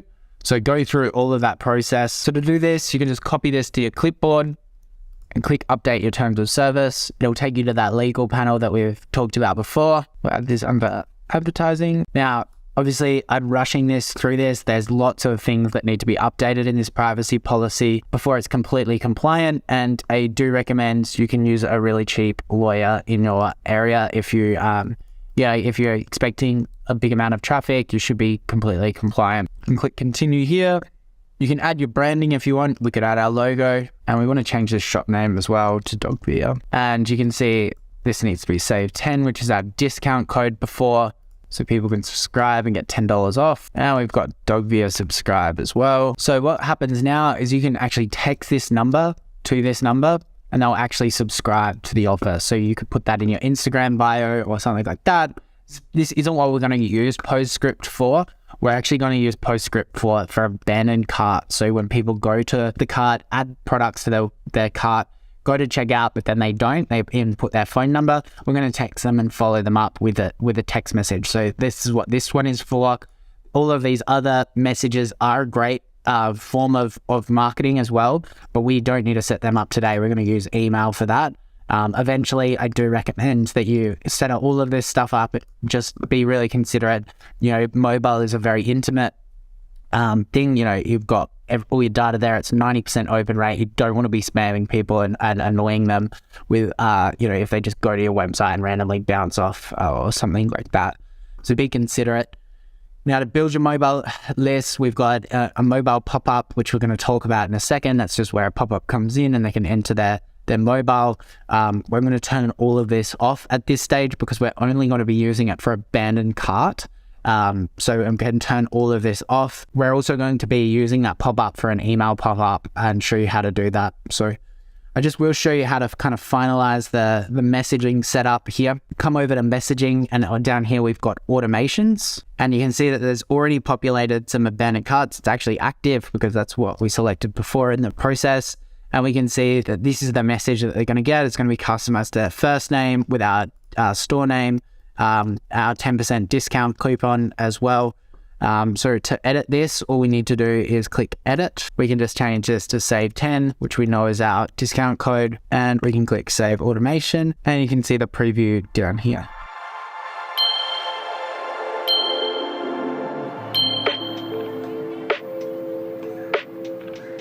So the next app that we need to install is one of the most important things to your Shopify store. It's going to increase your lifetime value, so how much people shop with you. It's going to allow you to launch new products and tell all of your customers. I'm sure you can guess what it is. It's an email marketing software. So it's called Klaviyo, so Klavio. And you can see it's here. It doesn't have that many good reviews because it is a relatively complex software, but at this point in time, there is no better email marketing software from a segmentation point of view. Segmentation is deciding what audience sees what, and I'm going to show you exactly how to set up everything that you need to be successful in the early stages. Email marketing is a very, very big topic, and there's a ton of things that you can do with it, but I suggest just staying really focused on these core things that I'm about to teach you. Now, you can set up your sender name. So this will be Dogvia Beds. Now, this sender email address is where it's really important that you have a custom branded email to send from, because otherwise, if it's coming from a Gmail, it will probably go into their spam folder. Email marketing is all about ensuring deliverability and less people marking you as spam. To create your custom email address, there's a few ways that you can do it. With Shopify, when you set up your domain, they will create this info@dogvia.co, and then it will actually forward to your other email that you use to set up the Shopify account. Or you can click switch to email hosting. So you can actually set up with G Suite, and it will allow you to manage all of your emails actually in Gmail from a custom branded account. If you're going to use this, I suggest using G Suite and setting it up and having an email like support@dogvia.co. You could also use something like davey@dogvia.co to create a personalized response. Then you can just put this email in here. So it'll just be davey@dogvia.co. Now, I haven't actually set this up, but once you have any replies to the emails that you're sending it from at davey.dogvia.co will actually come back to you in that Gmail account. So you can click through all these prompts. As you can see, Klaviyo does have SMS marketing, but I suggest using a different service at this stage. I just don't think Klaviyo is there yet. And this should just bring you to the Klaviyo dashboard. Now, you can follow these prompts here because we do need to set up these things. So we've got grow your list with a sign up form. This is what I was referencing earlier, where we have a pop-up that people can enter in their email. So we can click create sign up form, and they have multiple options here. You can pick one that's custom branded for you, but I think we're just going to go with this one, which is a basic email sign up form. We can go the name, that's internal use only. Now, this is important, this email subscriber list. Lists are certain characteristics of people. So you might have a list of people that are in a certain region, they're just in Australia, or they've signed up through a certain pop-up on your website, or maybe they've signed up in a completely different area, like they're in store or something like that. So the lists are just like an organizational tool for you. And the reason why it's important is when we set up automation, so when someone signs up to a list, they will get the certain emails that we've set up for that list. So we can go into that in just a little bit, but we're just going to use the newsletter, the default list. You will have default lists actually in your Klaviyo account. We can click create form. Now we get a nice little preview here. Our discount is only 10% off. This is the discount that we set up earlier. The main purpose of this pop-up is to really just get people to enter their email quickly without too much thought. So you do really need an offer to entice them. Do want it to be consistent with your branding as well. So we're going to replace this image, upload an image that you're using. Try this one. And we're going to change the colors to be more in line with our brand colors. And as always, I recommend you clicking the mobile version and making sure it looks okay with mobile. The other thing that we need to also ensure that we do with the pop-up is make sure that the discount code isn't the discount code is actually shown after they enter their email, because we don't want customers having to wait 2 hours, let's say that their email gets blocked or something like that, to get the discount, because otherwise they're just going to lose interest and not shop. So to do this, we actually click, these are the stages up here of the opt-in. So there's the email opt-in, that's what we're on currently. And then there's the success stage. So this is what they're going to be shown. It's also really important to change this image. That would look really, really silly if that was a backpack. So we can say success, and then we can just change this to use code save 10 to save 10% off your dog bed. And now we can actually click live up here and then click publish. And this should now activate actually on our Shopify store. The integration is really good with Shopify and Klaviyo. So now the main thing to realize is this app embeds needs to be on, and you actually need to click save. Just make sure you click save, and that should activate it. We can come back here, verify installation, and that is now operational. We should be able to come to our website, refresh it, and now the pop-ups come up. We can test this. Just at gmail.com, click unlock offer, and that's now come through there. So that's all operational. A few other things around the pop-up that's important to understand is we need this targeting and behavior. One of the main mistakes that I see people make is show on page load. Like, that's going to pop up straight away, and it can be really intrusive for people.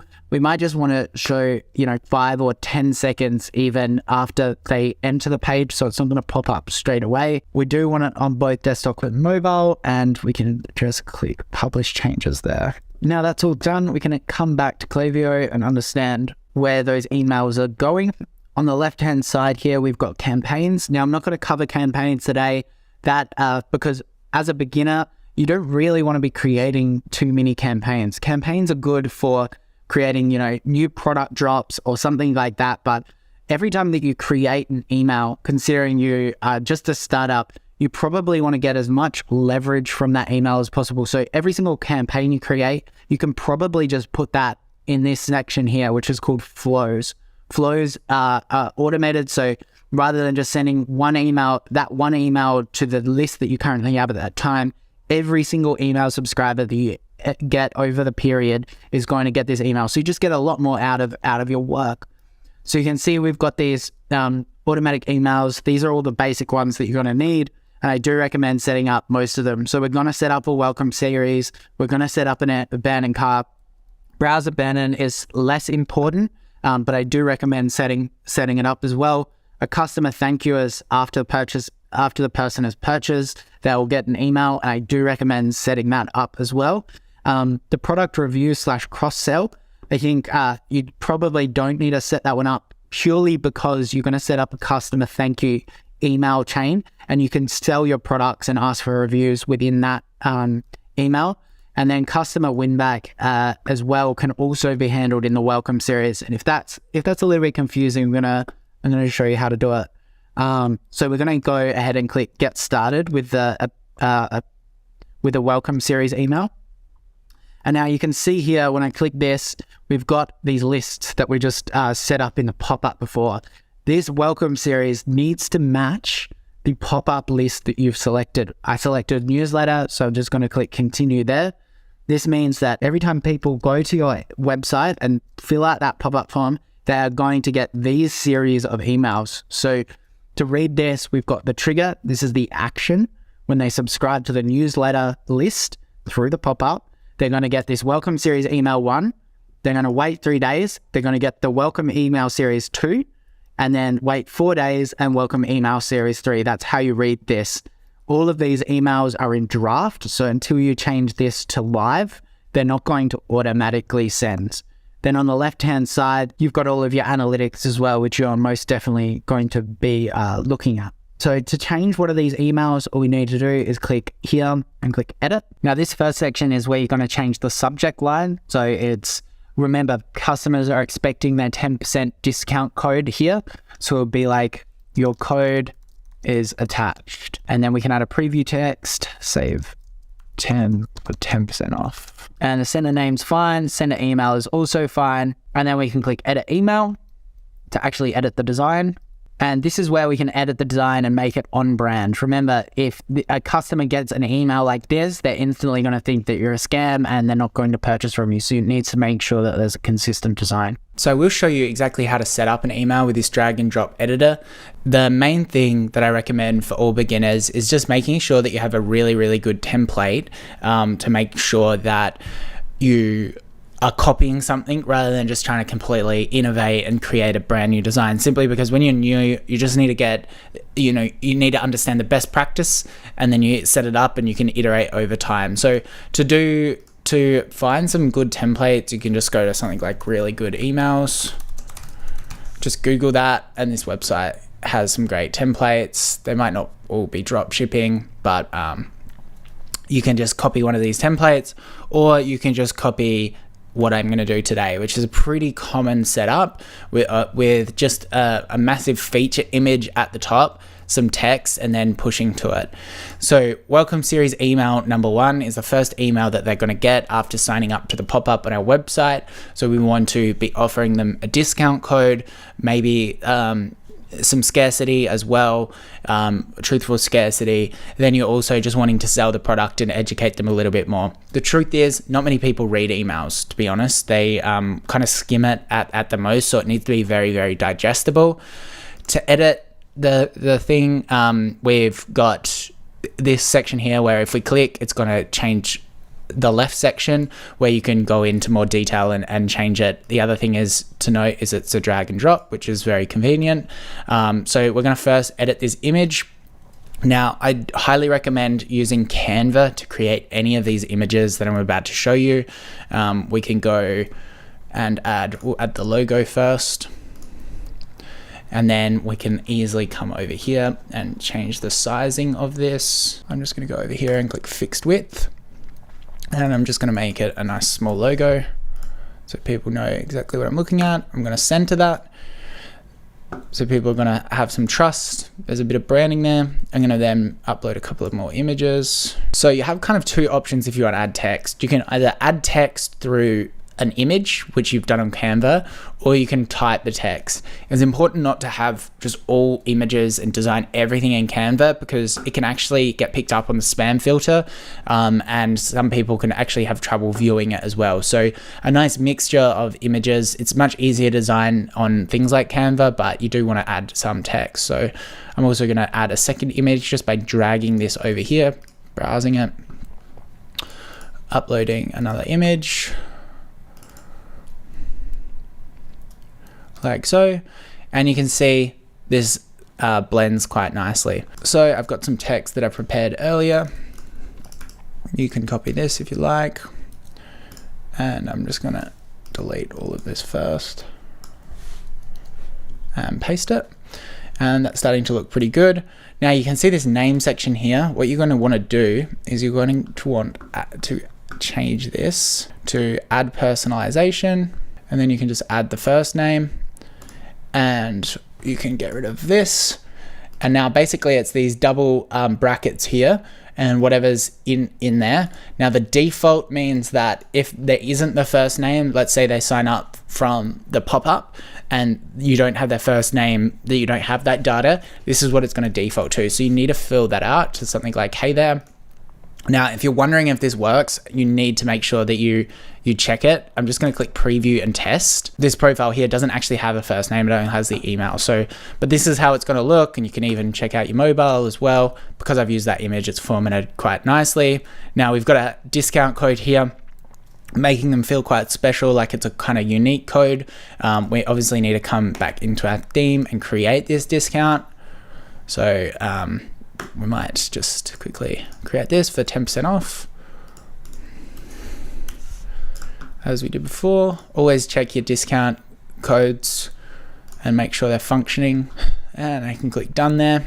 Now, obviously this is quite a scrappy email that I've just kind of put together, but you would want to spend a lot more time on making it feel quite professional. You need to make sure that there is an unsubscribe. So this template here, while this is looking a little bit ugly, you do want to make sure that you have it. You can actually drag it a little bit lower and also make the style, which to change kind of like the background text and whatnot, come back here and you click styles. And now this is all kind of like the master email section. And then you've got the template background, which is over here. I don't recommend you change that. But if you wanted to change just one section, which I do, I just want to change this one. I'm going to change this to just a light gray. And so it's just a little bit less intrusive there. One other thing that you can do is you can add more buttons just to get more of a click-through rate, make sure that people can shop your website. To do this, we can just go shop now is fine. We want to try to keep our colors relatively consistent, so we might just pick that orange. You probably want to follow your brand colors for this, but that's fine there. And we'll just grab our URL here, and to make sure the button's working, the URL just goes over here, and we can click save and exit. So one thing you'll notice here is my home address. Please don't visit me. One thing you'll notice here is this Klaviyo branding down here. When you add a payment plan to it, you'll be able to go into settings and remove that. So that's the only thing that's really ugly there. So I can click done. Now you're wanting to set up 3 basic flows, and you can come just back to this flow section. You can see these down here. Abandoned cart is incredibly important. Some best practices of abandoned cart is, again, using a discount code. 2, there's these dynamic fields, which I'll just quickly show you, where you need to make sure that your actual product is showing on that. So we can just click edit, and you can't see it here, but when I click edit email, you will be able to see that you've got this product here. That is exactly what you need. Make sure that you keep that, because people are going to see the exact product that they added to their cart here. It's Klaviyo and Shopify are perfectly integrated. So get that set up.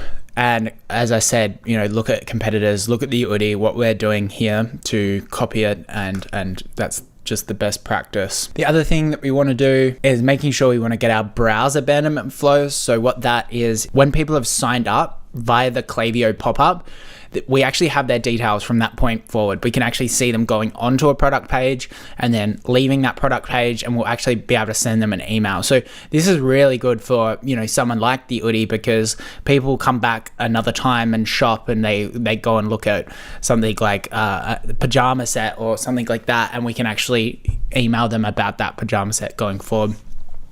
You definitely also want a customer thank you flow. This is an opportunity to ask them for, you can see that there's a product review / cross-sell here, but I use the customer thank you flow just as one flow, and you can ask people for a review. You can try to sell them a different product. You can try to sell them the same product at another discount or something along those lines. So really important that you have all of these. Customer win back is important, but only probably after you've focused on. There's a lot of other things I'd be focusing on before the customer win back. So set up all of those flows, and you'll start getting a fair few customers. It's really important to have email set up, because if you're going to be spending money on ads, you need to make sure that you're converting as many of those customers, because if you don't do it, your competitor's going to do it. They're going to be able to spend more on ads and they're going to outcompete you. Now, if you found that all too overwhelming and you just want a really simple, t-shirt to get started, and you don't want to invest lots into inventory, then print on demand could be an option for you. Print on demand is where you use a app to stock a product on your website, and then as soon as a customer buys the product on your website, the factory will print it. So let's say they're printing a smiley face on a t-shirt, they'll print it and then ship it directly to the customer, and you don't need to touch it at all. To get the best print on demand app, all you need to do is go to the App Store and write Printful, and you can just click Add App, install the app. So all you need to do is sign up with your email address and your name, and this should automatically connect. Now we're in the dashboard. All we need to do is add a product, and you'll get a range of options here. So when you're in the product section, there's a few things to take note of. You've got your reviews here, and you've got your estimated delivery time. You've got some color options, and then this is the price that it's going to cost you. So if you're going to sell a product, this t-shirt for $100, you're going to have about $99 profit there. Note the delivery time is 6 to 9 days, often much better than what you're going to get for delivering from China, doing drop shipping. This is why print on demand can be quite attractive. The reason for this is I think Printful has over 10, almost up to 20 warehouses. So if this isn't getting dispatched from Australia, a localized warehouse in Australia, it's probably very close to it. So that's one of the main benefits. To customize a product, let's say we're going to do a nice tote bag for our pet store. I think Printful definitely is the best option for any kind of clothing brand if that's what you're going to launch. There isn't a huge amount of pet products, but they are expanding it. So all we have to do is add our logo and upload it, and we should get a preview. Now there is an affiliate link for Printful in the description. So now to add the logo, we can just click apply. Now print on demand can work really well if you've got a bit of a community already and you're trying to, let's say you've got a YouTube channel or you've got a TikTok growing. Print on demand can just be a great way to monetize that audience just a little bit better. So now we've added this logo, we can select the colors that we're going to sell it in. So white's going to look a little bit better for that logo. And then we can just go to the design as well. We can click here for product info to understand a little bit more about the product info. So we could add this to the description in our store. But let's say we're all happy with that. We can go proceed to media. So that's the back of the bag. So we could actually make it both sided if we wanted, but we can see that this is the front here and this is what it's going to look like. So that's pretty much all you need to know. Proceed to details. You can customize all of the copy. Proceed to pricing. Now we're on pricing. We can do the retail price. Let's say we're going to sell this for $49. We can see how much revenue this is going to bring into our store. This is how much we need to pay Printful for every single order. So someone will come to our store, buy it from our store, Shopify, they won't go to Printful.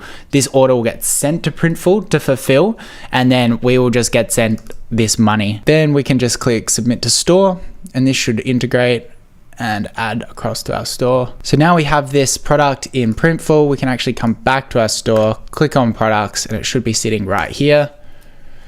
You can see that they've got a large amount of stock. This is because it's print on demand. You don't need to pay for that stock until you sell the product, which is fantastic. We can click preview and we can see this is starting to look quite nice. So now we've set up our Shopify site, we've got our supplier, we've got our emails ready, we can actually start driving traffic to the website. Now there's a lot of ways that you can start getting audiences to your website, and it really depends on your skill set, what you're wanting to grow in, and also it really depends on the product. There's something called product channel fit. Some products that are viral products lend themselves very well to something called organic growth, whereas there's some products that work very well with paid growth. The difference between that is organic growth is where you're just creating really engaging content, and because it's so engaging, Instagram and Facebook and TikTok will allow virality for that content because it's engaging the audiences on those platforms. So therefore it's, making them more money through ad revenue. The other thing is paid ads, where you're basically going into a bidding war against every single advertiser on the platform. The more relative that the ad to the audience is, the more that you'll be competing with that person with a similar brands, and you just need to make sure that your ad converts at the highest amount and doesn't feel too spammy. Those kind of things will allow you to spend more on advertising. You'll get cheaper customer acquisition costs, and you can just have a little bit of net profit left over. So if that sounds a little bit confronting, we're going to go into some examples now. We're going to set up ads. I'm also going to cover organic as well, so we can, I've had plenty of viral TikToks as well, so I can break down exactly how to create them. If you don't have any budget for advertising, then we've got you covered.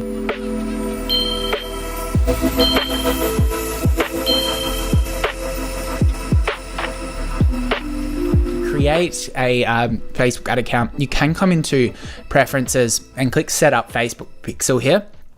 I don't recommend doing that from there. I do think you should just come to business.facebook.com and you can just log into your Facebook here. Click login with Facebook and you'll create a new business manager for your account. So a business manager, you might notice that you could have created an ad account in your personal name, but it is very, very wise to set up a business manager. There's plenty of other features and it's just a little bit easier to use as well.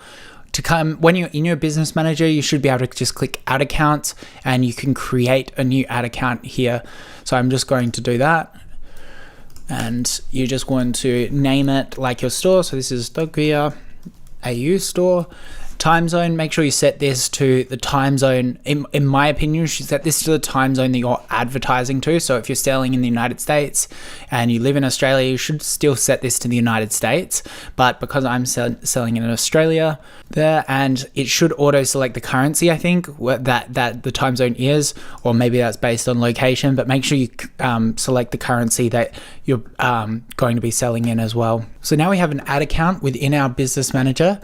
The next step that we need to do is link this ad account and this business manager to our Shopify store. So this is done through what's called a pixel, and you can just come back into this section now and you can click set up Facebook, because everything's been set up in Facebook. It's you should just be able to link both of the two now. And always with this technical setup, just make sure if you're getting stuck, you can either Google or YouTube the error name, or you can just Google or YouTube the thing, like, so how to link Facebook with Shopify, and just sort the YouTube videos by most recent as well, just to get a really up-to-date thing, because these things, they always stay pretty similar, but they can just kind of change week to week. So I'm just going to add this app, and it should allow me to select login through to my Facebook. So we can click start setup, and now I can just connect to my Facebook. So you can see I've linked my Facebook now. So the next thing that we need to add is called a page. So we need two things. We need an ad account and we need a page. So I can just click on pages here, and it's pretty much exactly like setting up the ad account. So I can just do Dogvia and just set up a new brand. Should be pet supplies, create page. And now we've got that page, we can go back to Shopify and link the accounts. And I can just select this page, the one that we set up before. Now you can click maximum here, but you do need to make sure that the privacy policies reflect the requirements for this. This is referred to as CAPI, this setup here. So if you ever hear someone saying that, it's just CAPI. So now we have two options. We can create the new pixel within Shopify, or we can just go back to our ads manager, and exactly like we created the page and ad account, we can come here to data sources and click pixels and create a new pixel. And I'm just going to call it Dogvia pixel, and that should allow me to just kind of refresh here. And you can see our pixels there now. So I can click connect and agree to Facebook terms of service. So let me just explain what we've just done. So we've got the page, basically like an Instagram account, or wherever someone can search our name and they can go see everything on our page. This is also what our ads will be running through. So whatever you set up on your page, the logo, the bio, some of those things will be available after people click your ads. Then we've got an ad account, which is kind of going to be our technical setup process where we upload images all through that portal. And then we're going to spend a bit of budget behind it, and it's going to go out to the world of Facebook. Then we've got our pixel. Now the pixel is embedded on our website that speaks back to the ad account, and every single action that a customer does on our website it speaks back to the ad account so it can optimize accordingly. So for example, if someone purchases, our pixel is going to pick up on that purchase, and then it's going to allow us to maybe retarget them later on and all of those good things. So we've got all 3 of those set up. I can just submit this. May take a little while to get approved, but in the meantime, we can most definitely come into our ads manager over here and we can start setting up our ads. I'm going to give you a quick walkthrough on how to set up a Facebook campaign. So what you can see here is these 3 tabs. We've got campaigns, ad sets, and ads. Campaign is where we set our objective. So that it'll make sense in a second what an objective is. Ad sets is where we target audiences, and then ads is actually the creative and the copy that all of our customers are going to see. So to explain that a bit further, we can just create one and we can click here. So one thing as a beginner, it's a really confronting thing setting up Facebook campaigns, because there's always recommendations, there's going to be change in settings, all of those kind of things, change in best practice. So it's really important to just understand the basics initially and watch videos like this. So almost always we're going to use an auction campaign for e-commerce. We're also going to click sales here. All of these other options will basically just be like setting money on fire, especially for e-commerce. So we're going to click sales and we're going to name our campaign. Now, all this naming stuff doesn't actually affect the results of your campaign. It's purely an organizational thing. So we're just going to do one conversion, and then we're going to do ad set. We're just going to name this broad. This will all make sense in a second. We'll just add one and we can just click continue, and we're going to do a manual sales campaign. Now, if yours doesn't look exactly like this, it's okay. So one thing you might see is advantage campaign budget. This is Facebook's attempt at really just reducing the amount of actions that's required for the advertiser. Over time, it's just going to be kind of like a set and forget kind of strategy for Facebook ads, and that's what they've done here. So this will kind of remove the audience selection and it'll use machine learning, which right now we're not getting good results on this. However, over time it may improve. I just want to set up my manual campaign from the get-go so I have complete control. So you can ignore all of this category section, all of this creating A/B test. When you get a bit more advanced, you can use that, but right now you don't need to. And we've got website here, and we've got the name that we put in before. The other thing we've got over here is this audience definition, which shows how many people that you're actually targeting. Because remember, the ad set level where we're at now, we've just gone from the campaign to the ad set level. It's going to, we need to make sure that we have a good audience selected, and this is based on a couple of the settings down here. So one thing you will need to click is this pixel here, and you can see this pixel down here, that dog via pixel. I'm going to select that because that's the one on our website. If you want to check what is on your website, there's a couple of ways you can do that. You can actually come to your website, and then you can just click on this thing called a pixel helper. This is just a Chrome extension. Just Google Meta pixel helper and it will pop up. Now you can just see this pixel ID number here, 1136. So you can also see what actions are happening. So if we wanted to kind of click through here, remember the pixel is tracking what the person is doing on the website. So if I click this add to cart here and I've added that item to the cart, you can see this pixel has now fired from an add to cart. If that's a little bit confronting, the main thing is just making sure that this pixel is the one that's on your website. So the next section is pretty important as well. So misinformation out there around what is the best practice to do for e-commerce initially when you're starting out. So Facebook was really pushing people to get as much data for the objective as possible. So therefore they were telling you to do something like add to cart, because a lot more people are going to add to cart than purchase. It's just earlier in the sales process. But from experience spending over $30 million on Facebook, I highly recommend just ignoring the add to cart initially. Even if you're just validating a product or starting to get into dropshipping, just go straight to purchase and focus on that, because I feel like you get a much better audience and you get a higher return on investment. So we've got this daily budget here. This is also important when you're just starting out. Let's say this is the very first Shopify store you've ever set up and you're really, really confused. I highly recommend just doing something like $5 a day. Now, that's because there's a good chance that you're not going to get this right. You're going to leave a password on the storefront. You're going to not have the shipping settings right, even though we've been doing it really step by step. You're going to, maybe not make a great ad, or your website needs better designing. So all of these things, it's part of the learning process. You're going to struggle with it. You're going to constantly tinker. You're going to get advice on the website. You're going to send it to your friends and family, and it's just slowly going to get better and better. So you don't want, if you had $100 to start this business, you don't want to spend you don't want to spend $20 a day because you've got 5 days of budget. So you really just want to keep it low initially as you keep tinkering until you get that first magical sale. The start date, which we wanted to schedule instantly. Then the next thing is quite important as well. We've got an audience. So the audience definition, as I showed over here, this shows the size. So as soon as we start narrowing or broadening these filters in here, this thing will change over here. So we've got custom audiences. So what custom audiences are audiences that you create yourself based on the pixel activity on the website. So you could create a custom audience on every single website visitor that has gone to your site over the past 100 days. You could create that. Or let's say you want to create an audience that only the person that has seen my blue dog beds, and then I can show them the pink dog beds. They're the kind of custom audiences that you can start thinking about.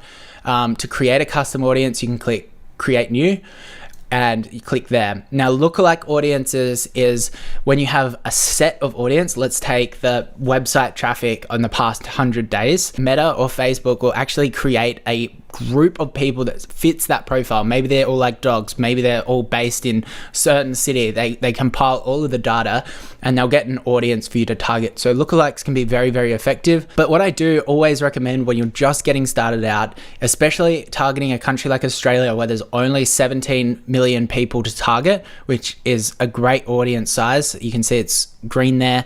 It's fairly broad, and that's why I've named it broad for us up here. But if you wanted to, maybe target the United States, if I show you what happens here, it can get quite large. So after doing that, you can see that there's 200 million people. So that is obviously 10 times higher. And I think that if you're only spending $5 a day at that audience size, you may have some troubles getting some early purchases, and you might want to try to narrow it down. To narrow it down, what you need to use is this detailed targeting. And this is where interests come into play. So we can do something like pet, and you got all of these pet options here. Maybe we want to do pet adoption, maybe Petco, and we can test all of those. One good tip is to not just target things that are directly in your niche, like the segmentation. It could even be something like Zara. We can target Zara retailer. That'll narrow this audience down to something like 29 million, which is fantastic. That's kind of where we want it at, and we can test that as well. So just write a bunch of random things down and do a bunch of testing, which I'm going to show you how to do in a second, and find the best audiences for you. But if you're just targeting a country with about 50 million population or a bit less like Australia, then you can just go ahead and just leave it broad. So when we come down to placements, we've got two options here. We can use manual placements, which allows us to decide where we're pushing it. Let me just explain some of those. Facebook is naturally on Facebook. Instagram, I think you understand what that. So you can click manual placement. You can place it on all of Facebook's kind of assets and some websites as well. Or you can basically select and deselect any type of ad. If you're using like a 9:16, which is like a vertical format ad, we can select this one only and run it there. But the truth is, Advantage Plus is working relatively well for us at the moment. So this is just going to place it wherever using machine learning. And I highly recommend you just kind of select that for placement at this stage. And the final section that we've got down here is optimization for ad delivery. You want to keep this on conversion, and there's no point putting your cost per result when you're just getting started, because you're not going to really know what result you're chasing for. But that when you get really advanced, you can start working on this kind of stuff as well. The attribution settings is a little bit technical, but worth understanding. So 7 days after clicking or 1 day after viewing. What that means is that if someone clicks on this ad and then they come back 5 days to the website, so that's within 7 days of clicking, and they purchase, it's going to be attributed to this ad set or this ad it's going to be attributed to that. And that's the same after 1 day of viewing the ad. So rather than just clicking on it, if they just scroll past it and they view it and then they buy straight after, then it's going to get attributed to this ad, especially only on Facebook. So it may get attributed on other platforms as well, but this is just interesting to know. You can play with 1 day click and view if you've got a product where it's really, really impulsive to purchase, but I highly recommend just staying with 7 day click or 1 day view initially. So then we can click next, and you can see now we're on the ad section rather than the ad set section. So we're coming down in here, and we've just got ad 1. That's absolutely fine. So similar to how we created our page and our ad account and our pixel before, you can actually create an Instagram that way. And you can also create an Instagram obviously on your phone, link that up, and go through that way. So you can click connect account here. You've created it on your phone, and you can just click there, and we can enter in our account and log in, and it should all connect up.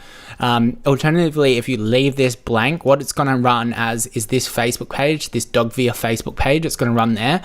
But if it's on Instagram, they're not going to be able to click on the ad on Instagram. When they click it, it's not going to take them anywhere. So they're going to just have to click on the ad to come to the page. So I do recommend setting up an Instagram account so that they can click and view your page and research your brand a little bit more, have a beautiful feed, and that will make customers more confident that they're not buying from a scammy dropshipping store, but they're buying from a beautiful branded store with a lot of trust. So the next step is we've got to create our ad. So we have a few options here. We can use an existing post. Now, this existing post will most likely exist in our ad account already or on our Facebook page, this page that we set up before. Now, naturally, we've just created the page and we've created the ad account, so there's no existing post. So we're going to have to create a new one from scratch. But the reason why I wanted to teach you about use existing post is because it will allow you to use ads with a large amount of social proof. So social proof is where you get lots of likes and comments and people saying, I love this product. And you can get great success by not creating brand new ads all the time, but just using existing ads because they have the existing social proof on it. So we're going to keep clicking through, manual upload. We've got single image or video, carousel, and we've got collection as well. So I'm going to show you those formats. Let's start with single image or video. You can leave all of this stuff set up, and down here we can basically upload our video. So I've got a couple of videos here. I'm going to start with this one. So now we've uploaded that video, we can actually preview how we want to look at it. So coming over here on this right hand side, there's all of the previews. Where it's got an exclamation point like this, it's not going to be able to run onto that platform. But as you can see, videos can run on most things, especially when they're a square or a 4:5 ratio. If you want it to run, on just Instagram stories, you can do a 9:16 ratio and it will fill up the whole screen. But these 4:5 ratios are going to fit perfectly. So you can see the ad just running there, which looks great. Now the next step is we can add our text.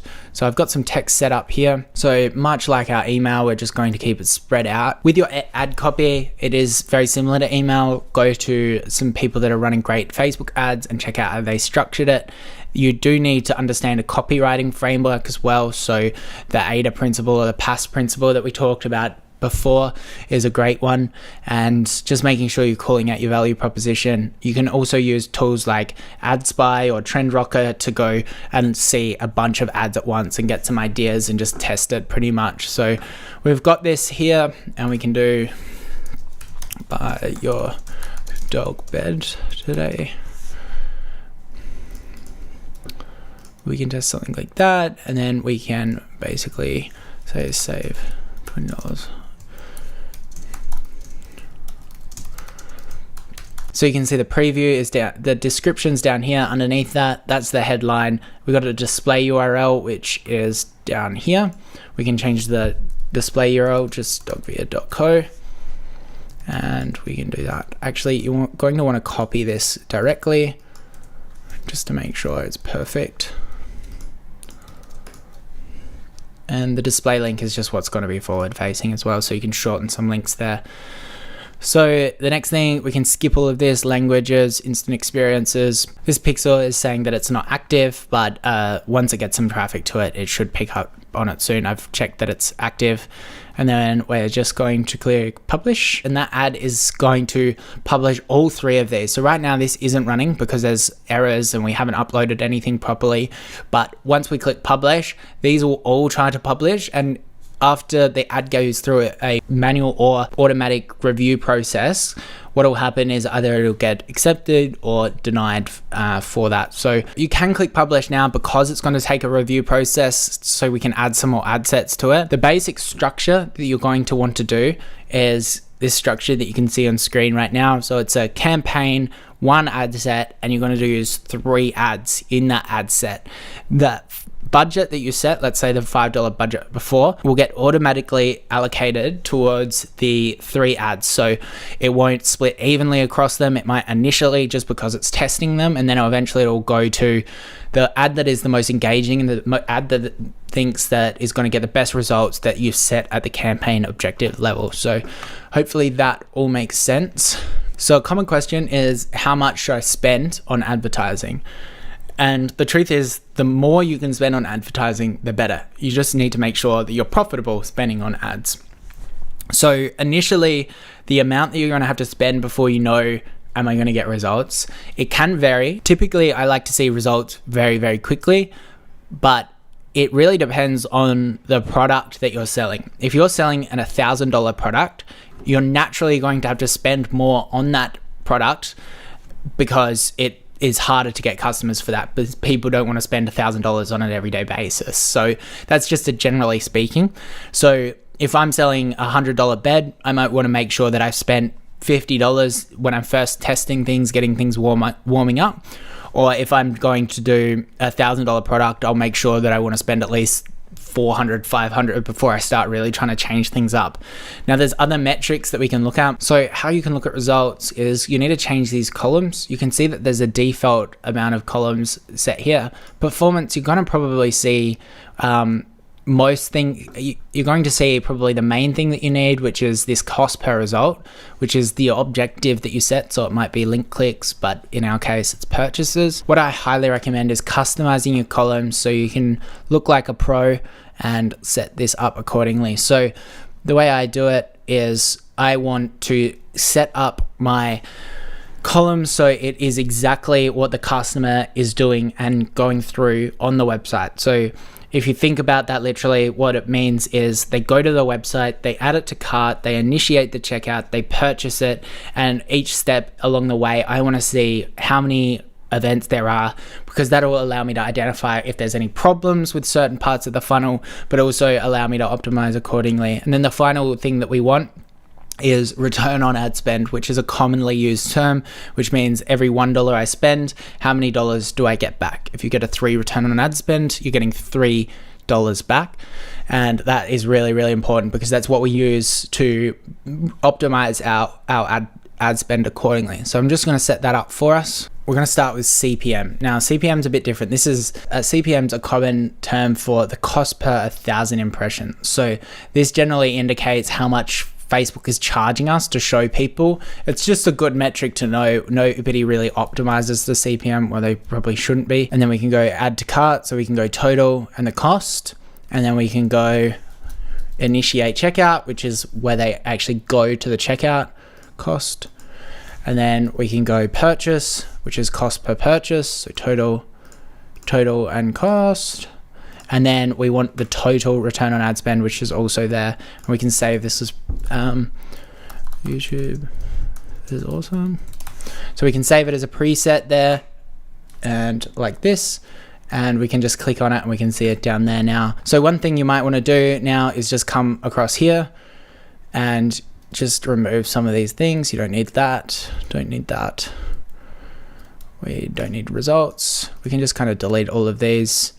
We can leave that, leave amount spent, get rid of ends and schedule. And we can uncheck all of these boxes because otherwise it's just going to get too long. And then you're going to click this save as preset and you're going to name the preset and click apply. And then it should set up all of those things that we just talked about. and we can start optimizing accordingly. So this purchase return on ad spend is the main one that we're looking at, but all of these metrics before it, such as add to cart, are going to have more data there. You're going to be able to predict whether something is going to happen early with add to carts. If it's getting 10 add to carts versus something else that's getting the same amount of budget, but it's only got 2 add to carts, then chances are the return on ad spend is going to be better for that main one. It might also have a lot more amount spent on it. Let me just show you an example, because it is kind of hard to understand without looking at something. So here is another ad account. So I'm in the ad section here. We can see the amount spent. Then we've got all of these ad sets down here. We can see the budget, but this is the return on ad spend. So every $1 that I put into this campaign, I'm getting 20 return on ad spend back, which is pretty good. So considering that return on ad spend is so high, what I would now do is I would consistently increase my budget on this one.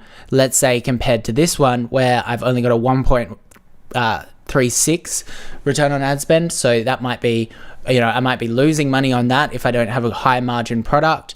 So I need to spend a bit less daily on this product. So you can see that I'm spending quite highly on this one, $117.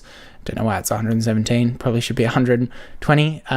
But yeah, you can basically increase the budget on this one slowly and decrease the budget on this one slowly until it kind of corrects. So one of the main things to look at when you're optimizing your ad account is just doing last 14 days, making sure that you've got a recent time frame and you can optimize accordingly. So that's a fairly new ad set. As I said before, you're going to have more of these metrics earlier stage, like add to carts, than purchases. So you can kind of predict that. You can see but there is a correlation. You can see that there's $65 add to carts there and which is quite expensive.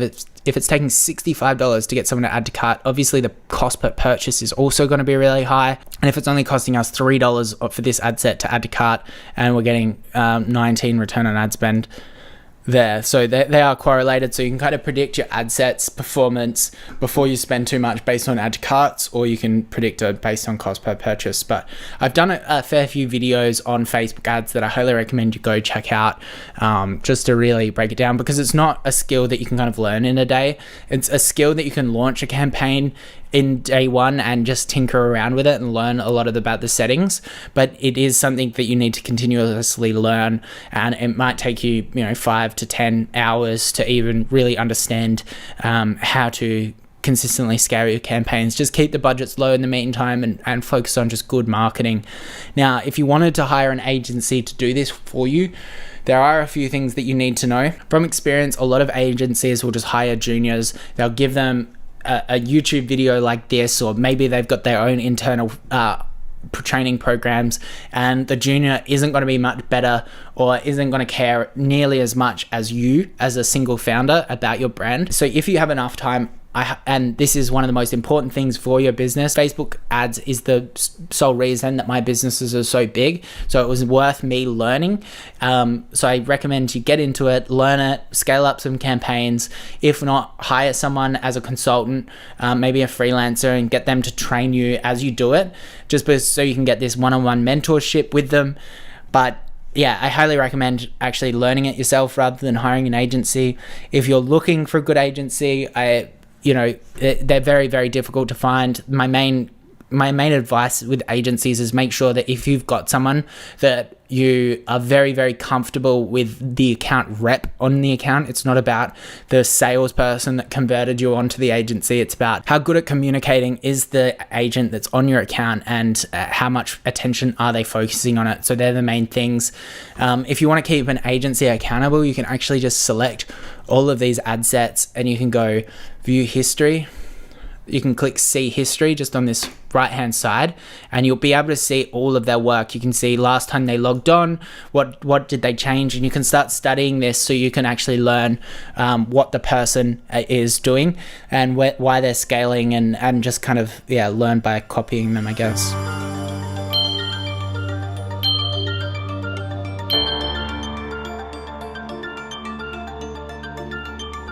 So now's a good time to talk about creatives. There's two types of creatives that you could make to get traffic for your business. You can create creatives for Facebook ads or paid platforms or organic. We're going to cover both. Before we jump into the ad account and start setting up campaigns, we really need to understand what makes a good creative, because if you don't have a good video that converts users, you're basically going to be burning money. You're going to upload the video onto Facebook, you're going to put a budget, and it's not going to get any sales. This is because Facebook is an auction. You're going to be competing against all your other competitors selling a similar product or something of interest to that audience. So you need to make sure that it's very, very captivating. It fits into the Facebook feed and ends up getting conversions as well. To do that, I think the best place to start if you're new is going to a competitor, like everything, just kind of learning from them, what's working for them. It doesn't need to be a direct competitor. You can look at similar brands in a similar niche, or for our example, the pet niche, or you can just go to other really great brands on direct to consumer e-commerce like the Oodie. So for today's video, I'm going to show you a really simple framework about how you can do this competitor research that will end up allowing you to create amazing Facebook ads. So we're just going to create a new doc that we're going to put some screenshots in. We're just going to call it Facebook ad research. Now, the next thing you need to get really comfortable using is a free tool. It's called the Facebook ads library. So we're just going to come into Facebook ads library. You can just Google it. You don't even need a Facebook account to access this. You can use other tools out there that show Facebook ads, but this is free and pretty easy to use. You're just going to select all here because some brands will be just marketing in other countries, and you're going to click all ads. Then you can go to any competitor. So a competitor for this product is Sash Beds. So we can just click on the advertiser.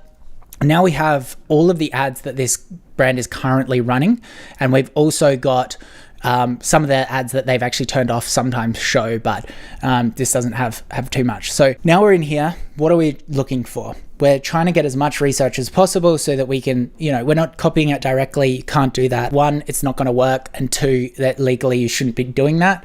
So we're just trying to get inspiration around what's working.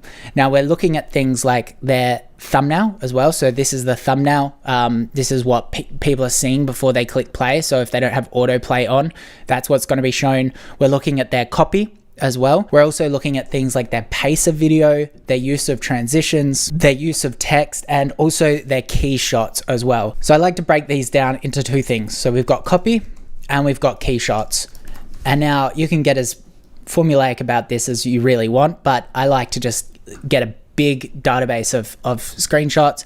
So the older the ad is running, generally you can assume the more money it's making because it's performing really well and they're running it over time. So we can let's grab a little bit of copy, inspiration there.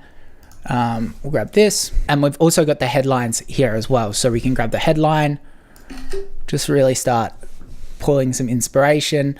Now for this copy, you can see that they've got they're using bulleted points, which is really easy to digest. You can see their main points around anxiety, does not flatten over time. That's probably a customer complaint that's happening. The amount of reviews, and calling out where the customer's based in Australia. So these are the kind of things that you need to start noting. Most Facebook ads are set up with a hook. So the first 3 seconds really needs to captivate people, stop them in the feed. Then there's the problem and the solution. So talking about why they need the product. Then they'll generally add some social proof as well. That can be done in the copy, but it can also be done in the video.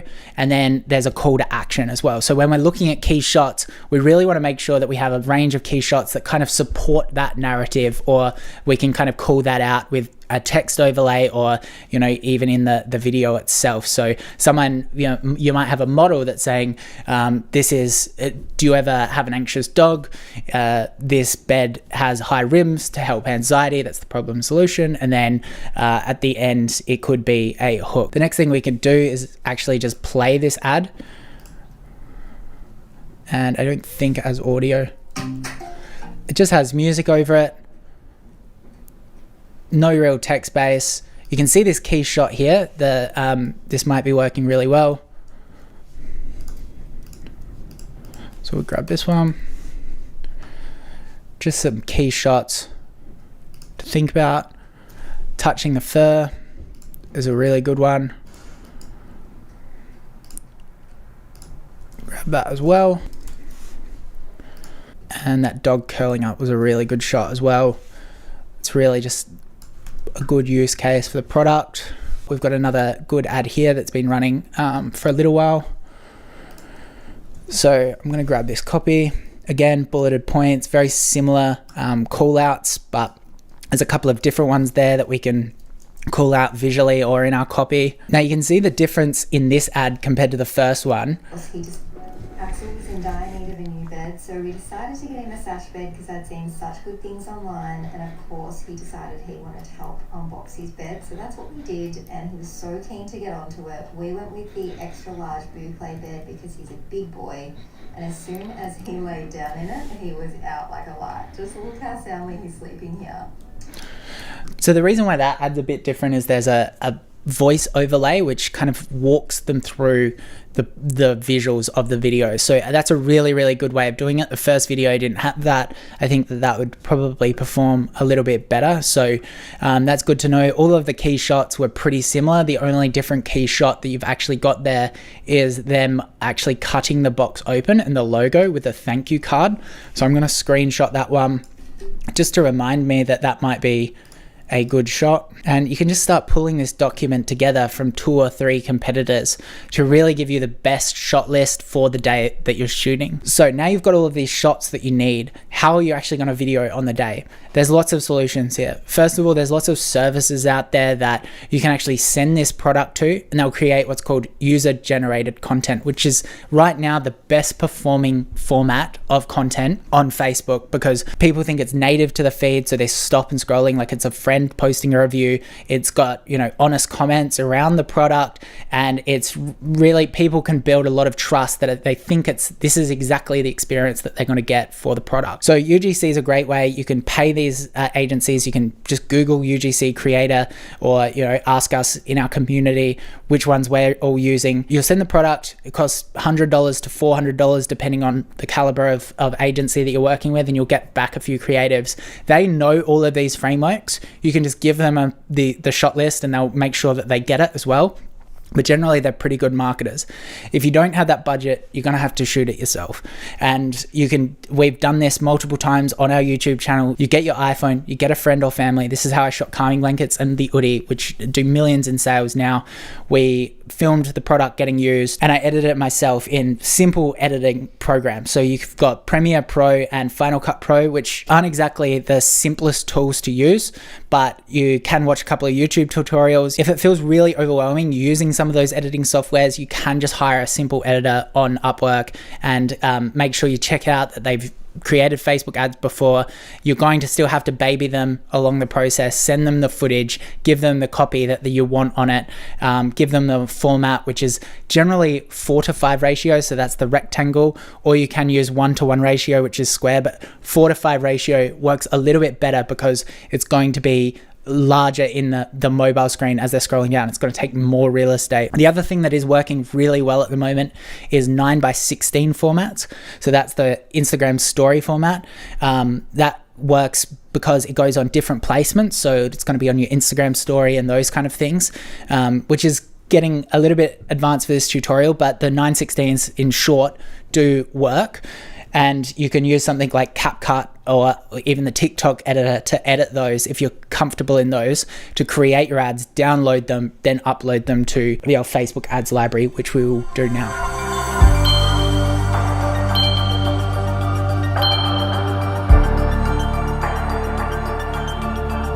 So let's say you've tried Facebook ads before and you just couldn't get any sales, or that you just don't have any money or budget to get started with Facebook ads. Should you still give this a go?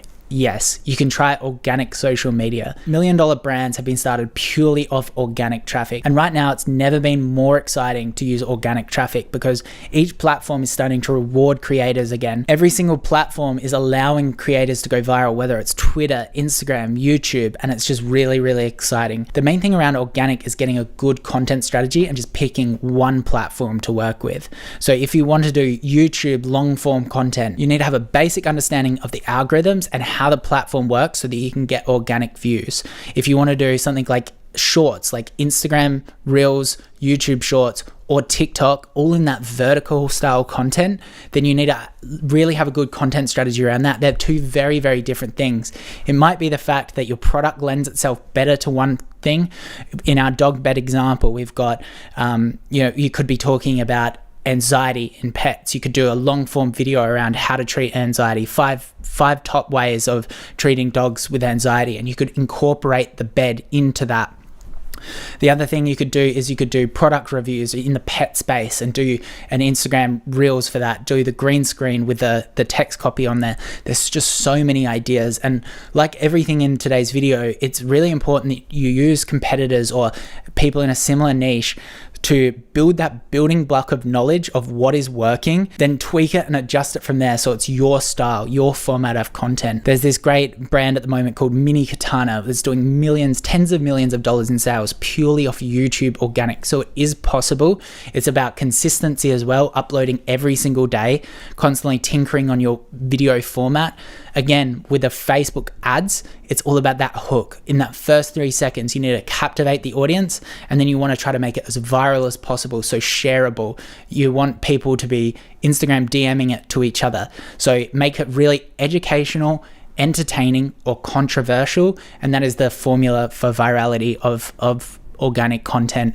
You can shoot all of that stuff yourself with your own product and just build consistently over time. It's not a quick fix, it's not heap scalable early on, but you will get those 1 or 2 sales here and there. In the pet space, there's hundreds of brands that are doing great organic social media, but one that comes to mind is Pet Lab Co. And looking at their TikTok, so we can just come into here and we can see this format here. They're uploading very, very frequently. This video's got 10,000. What we would do is we'll just come into here and analyze it. Dog owner edition. Are you ready to be surprised? Pause this video, press duet, and blind react to it now. Put your finger down. So that was a duet. So you could adjust that accordingly. Now this one's got 800,000 views. That's probably looks a bit better. I bought a $30 probiotic tube for my itchy dog. OMG. His ears no longer smell. So one thing to be cautious of when you're looking at this is that could be an ad as well. They could be putting budget behind it. So that's why it's got so many views. So we're really looking for like a content format that went viral that they can keep, that we can keep replicating. So you can see this with this, they've got a person that seems to be constantly doing their videos. This is a great strategy. This is what we did at the Udi. It's, people call her the Udi girl now. She is constantly, promoting our products in different way and capitalizing on these viral trends. So this would be you as a single founder. You need to be the expert in your subject. Let's watch this video. If you didn't wash your dog's bowl today, then you need to watch this. You might not realize it, but not washing your dog's dishes regularly can actually... So you can see that lots of people don't wash their dog's bowl, and that obviously hooks them. She's educating the customer about, problems that can make your dog sick. So there's no reason why we couldn't do this. We could talk about the anxiety and start shooting just some iPhone content like this and grow some organic followers. Now, one question I always get is, should I be doing organic social media if my paid ads are working? Let's say you're getting Facebook to scale. I think it's a great habit to get into. It just takes a lot of time. That's the only thing that you got to weigh up. It's a great habit to get into is because you're going to, if you get a viral video on any of these platforms, you can then just upload them as a Facebook ad. A lot of the time, the most viral videos are the ones that provoke the most emotion, have the best hook, and therefore make great performing Facebook ads. So if you have the time or you can invest in an organic media creator, then it's definitely worth it.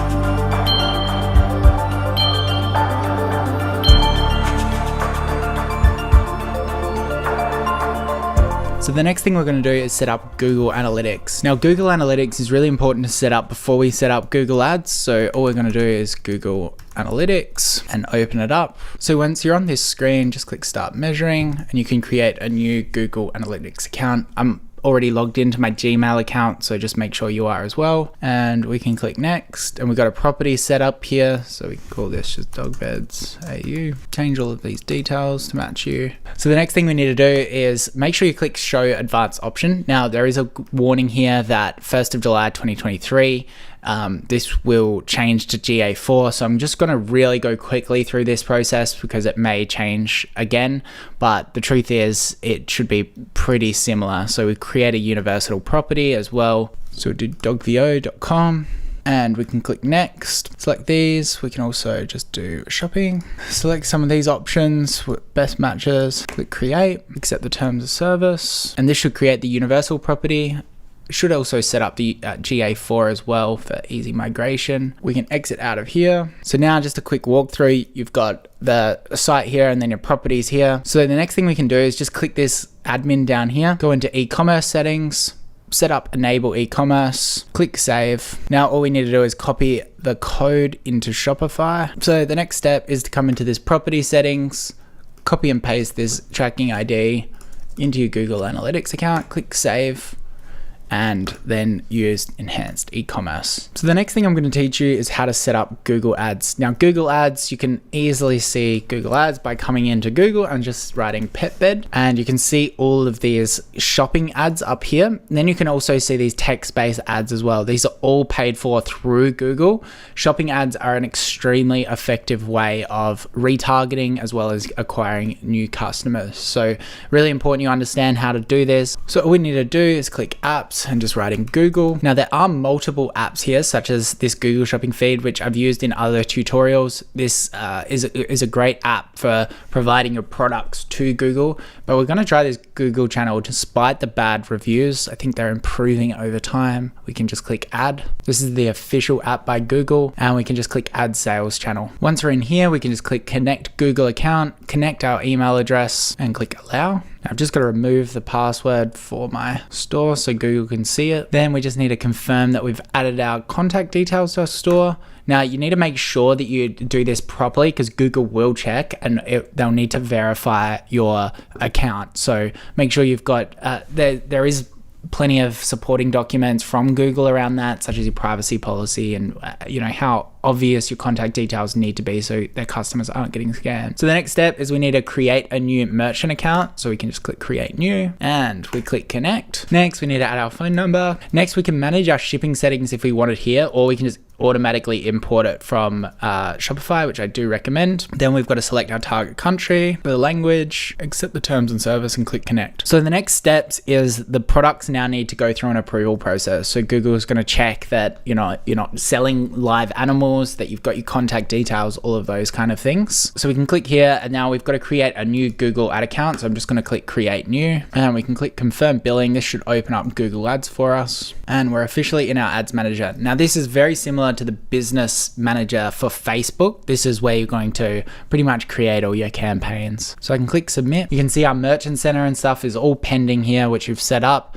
This used to be very, very complicated. You needed to set them up all individually and link them, but this should be all good now. So we can come into Google Ads. So now we can just come into ads, google.com, come into our Google ad account that we set up, and we've got a very similar setup now compared to our Facebook ad account. To create a campaign, all we need to do is click this plus sign down here, new campaign, and we want to drive sales. Now the difference between website traffic and sales is going to start reading data from the Shopify account, so that you're going to get your return on ad spend, and it's going to really allow Google to optimize better. Whereas if you're just driving website traffic, or an agency says we're just going to drive traffic, chances are you're not going to get results. So really important that you set this up properly. We're going to click get started. Now there's lots of different options out there at the moment for Google. So Performance Max is kind of their new push, kind of like the Advantage Plus that we saw on Facebook.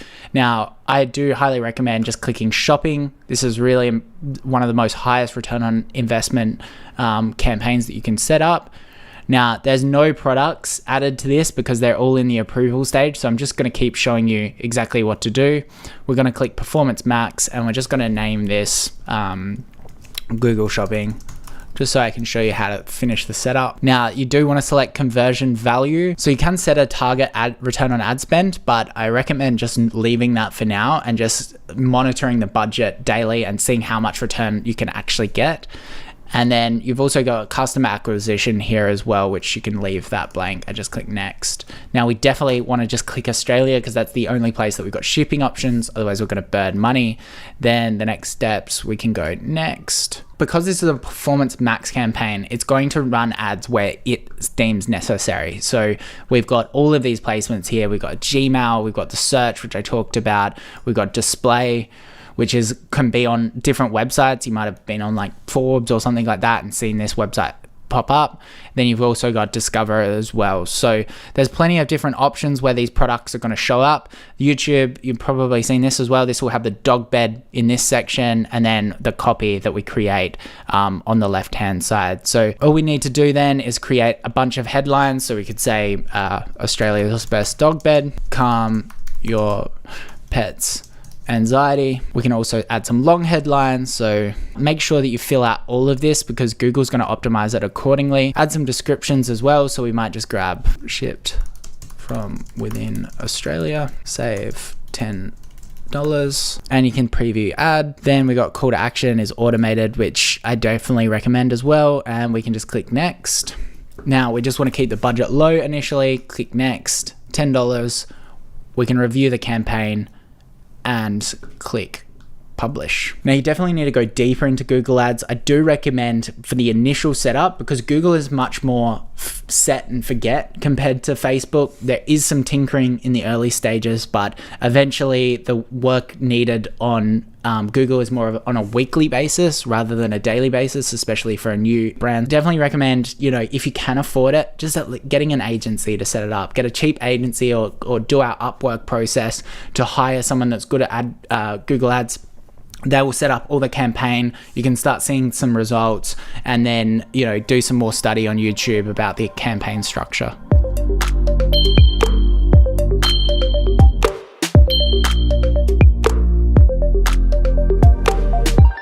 So now we've gone through that entire setup. It's really important to understand that you can actually hire people every step of the way. I always recommend, if you're just getting started out, to do everything yourself because it'll allow you to understand what the task is at hand so you can manage people at a later date. It's going to save costs, which will allow you to spend that money on marketing and product development. So it is good to learn those things early. It is also just good, I think, for the mindset as well. You need to be going into business, you should feel that you have enough perseverance and resilience to try all of these things at least once.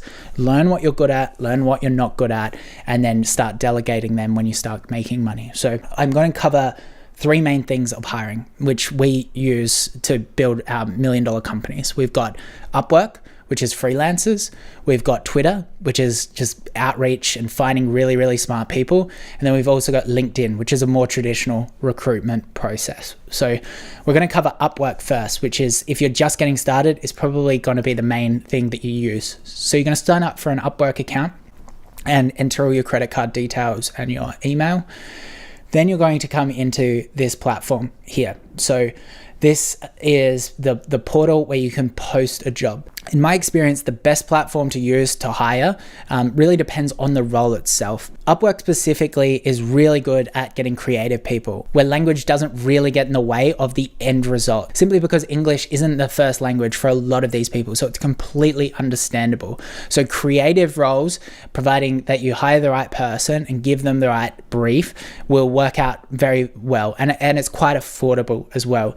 When you go into even operational roles, it can also help, building spreadsheets, data analysis, those kind of things. They can also be really great there. Facebook ads is an interesting one. I think Facebook ads, simply because it's quite a rapidly evolving skill as well, and there's a lot of pretenders, and it's also very, very hard to validate whether talent is good before you get started because there's no portfolios. Facebook ads, you're going to struggle to find a really good Upwork media buyer. And that's why I think as long as you learn the basics, which we've covered in this video, you are going to be able to set up campaigns as good as a lot of these people. So you're basically paying these people to just navigate the ads manager.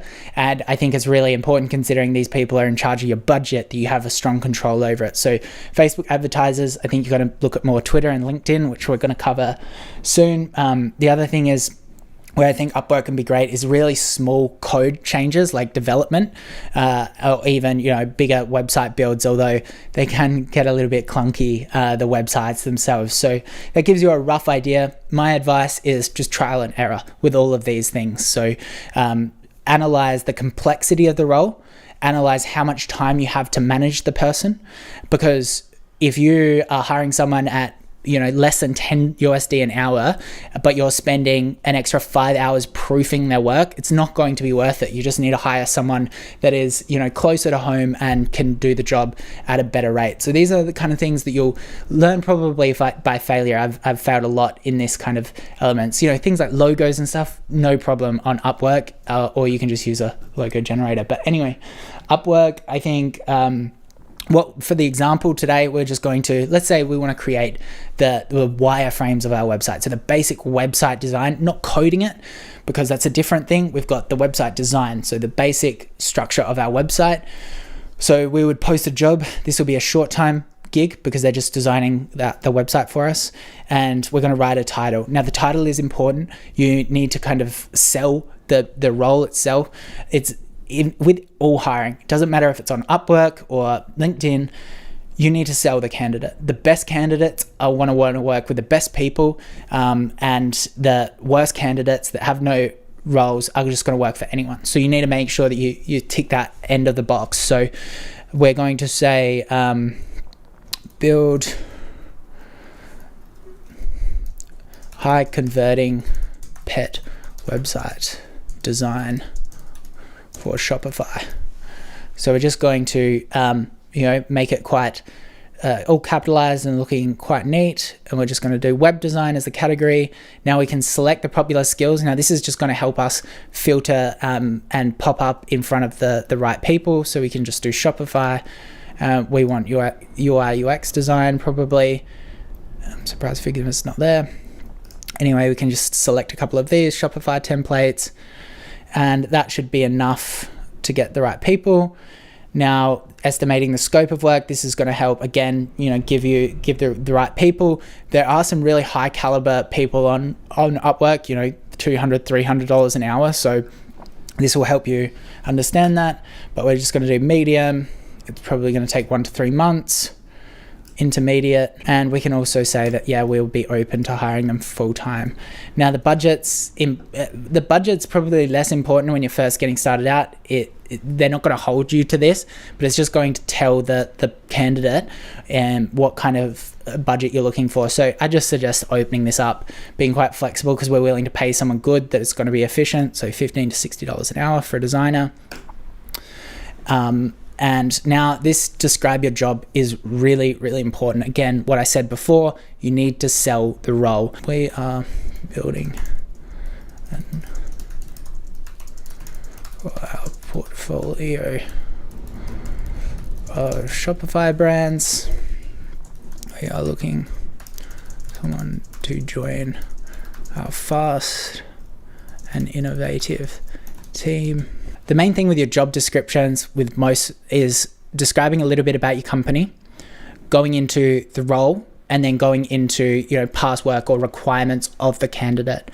On Upwork, it's a little less formal, so you can just write this. But if you're hiring on another platform, you're going to want to make sure that you look at traditional job templates, because candidates in your country or the working at your competitor down the street are going to expect a more formal HR process. But on Upwork, it's a little bit more brief. So we're going to say requirements. So I basically said building a Shopify wireframe based on example website provided, ensure a minimal and high converting design using best practices, deliver first draft within 2 weeks. So that's the requirements. And then the one thing the candidate needs to do is provide a portfolio of Shopify designs. If this was a more complex role, such as like a developer or something like that, we might need to get them to go through and provide their previous credentials around passing code tests or something like that. Or for example, like a customer service rep might need to do a type test, so the amount of words that they can type per minute, and we can say that the candidate needs to provide this as part of the application. There's further steps later on in this process that we can use to vet our candidates, but we'll provide the example website at a later date, and we'll also be providing them, the Google Doc of all of our photos and all of our creatives so that they can actually create the website. So we can review this job post now, and you can see this here. Now, this is what I was talking about before. We've got these screening questions. So these screening questions will just make the applicant just stop and have to answer some questions. You can vet, their English level here. You can, get them to make sure that they have done one of these steps up here. So we can just do, your own question. Can I please provide the link to your portfolio? And we can save that question, and we can write another one. What design tools do you use? And we can just make sure that they answer those appropriately. There's also some suggested questions here, which is good for you. And we can go to advanced questions. Now, this is optional, and you can actually do a lot of these later on. But if you're hiring someone that you really need amazing English, you can do native. Fluent, a lot of the English is still quite broken, but you can at least have a conversation quite easy. Honestly, conversational, it can get very, very difficult in my experience. So I generally look at fluent or native in English level. So I'm just going to leave that for now because I can do it kind of later through the filters. And then the other thing that you do need to know around is job post preferences. So you can select featuring the job, which just gets a lot more high-level talent coming through. You can post that for free if you're a part of the premium service for Upwork, but I don't think it's 100% necessary because in the next step, you can actually invite coworkers. So I'm just going to post this job and should immediately get a list of people that you can actually invite to the job. Now, this is where it's really important. Upwork is quite good in that it will have portfolios here. Now, you can click on this role. Let's go into this one. And the portfolios generally should be down here. And we can go onto here and see some of their example websites. One thing I will say is sometimes the portfolios aren't actually accurate. So they claim credit for brands that they're not actually doing. So just be aware of that you need to apply judgment. Just because they say that they've done the Audi site, don't just believe them at face value. So that design was pretty good. So what I can do now from this is actually invite this person, and it will just send a message to them and they can have a look at it. You can customize that message if you really like the talent, but a lot of this talent doesn't look too good. So I'm just going to go and show you the caliber that you can get by just going native or bilingual. Now, these people might be in different countries now, and I can also just change the filter to $30 to $60, and we can go into someone like this. Now, worth noting, this person is a developer as well, so they wouldn't only design the website because they're a UX designer, but they're also a developer, so they probably actually set it up for you as well. With website design, you can just get the wireframes done by a designer, which is what I recommend because designers are good at design, and then you can just pay a developer to actually roll it out. So we just spend an hour or 2 hours going through these and just inviting people that you really like their portfolio. So we can see this is a dropshipping store. Then the next step is, once we've got a candidate in a chat that we like their portfolio, you can provide them all of the brief and make sure the main thing is, if you're doing like a set project, like a website design, is get an approximate amount of hours that it's going to take to do the job. Then once you hire the person, you can just click hire. You want to make sure that you are not allowing them to manually log time initially until you build trust with the person, because this means that Upwork will screenshot their screen when they're charging hours to you, and you can track them really closely. You can also limit their amount of hours, so you could just do 10 hours a week to make sure that it's within your budget, and then you can finally hire people, feel safe about how many hours they're going to charge you. So the job's been live for about 5 minutes now, so we can actually come to this on our dashboard, and we'll just show you a few more things to be aware of with the candidates. So these are actually people that have proposed it rather than you've invited. So the difference is the invited freelancers, they might not even answer. That's why you've got to sell yourself. Whereas these people are ready to go. They're going to be really responsive.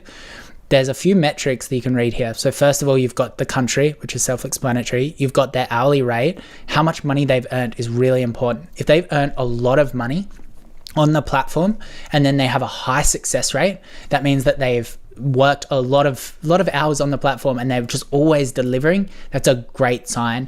One way to really be confident that you're not going to get scammed on Upwork, because it does exist on all of these platforms, is just making sure that they have, maybe over $5,000 earned and with a good job success rate, because that Upwork listing is actually really valuable to them. They will start losing work if they lose that Upwork listing, if they scam you in any kind of way. So that's just a little helpful tip there. You can use your filters here to actually filter like success rate 90% up, and then also 100 plus hours built, and then you can start getting people that you can feel quite confident are going to work well. So you can see this person has earned $200,000 on the platform with 100% success rate. So I'd definitely be having a look at this. You can come into here. He's provided on one of our questions, which is please provide the link of your portfolio. He has included some links. So he's listened to the instructions, which is really quite valuable. You can come into here and understand his design concepts, understand how functional the website is. Looks okay. This looks okay as well. And you might want to give this guy a trial shot as well. Another question I often get asked is, what is the difference between Upwork and Fiverr? Fiverr, I think, is a much more fast-paced, maybe scrappier kind of platform. It was designed so each job only costs $5. That doesn't really exist anymore.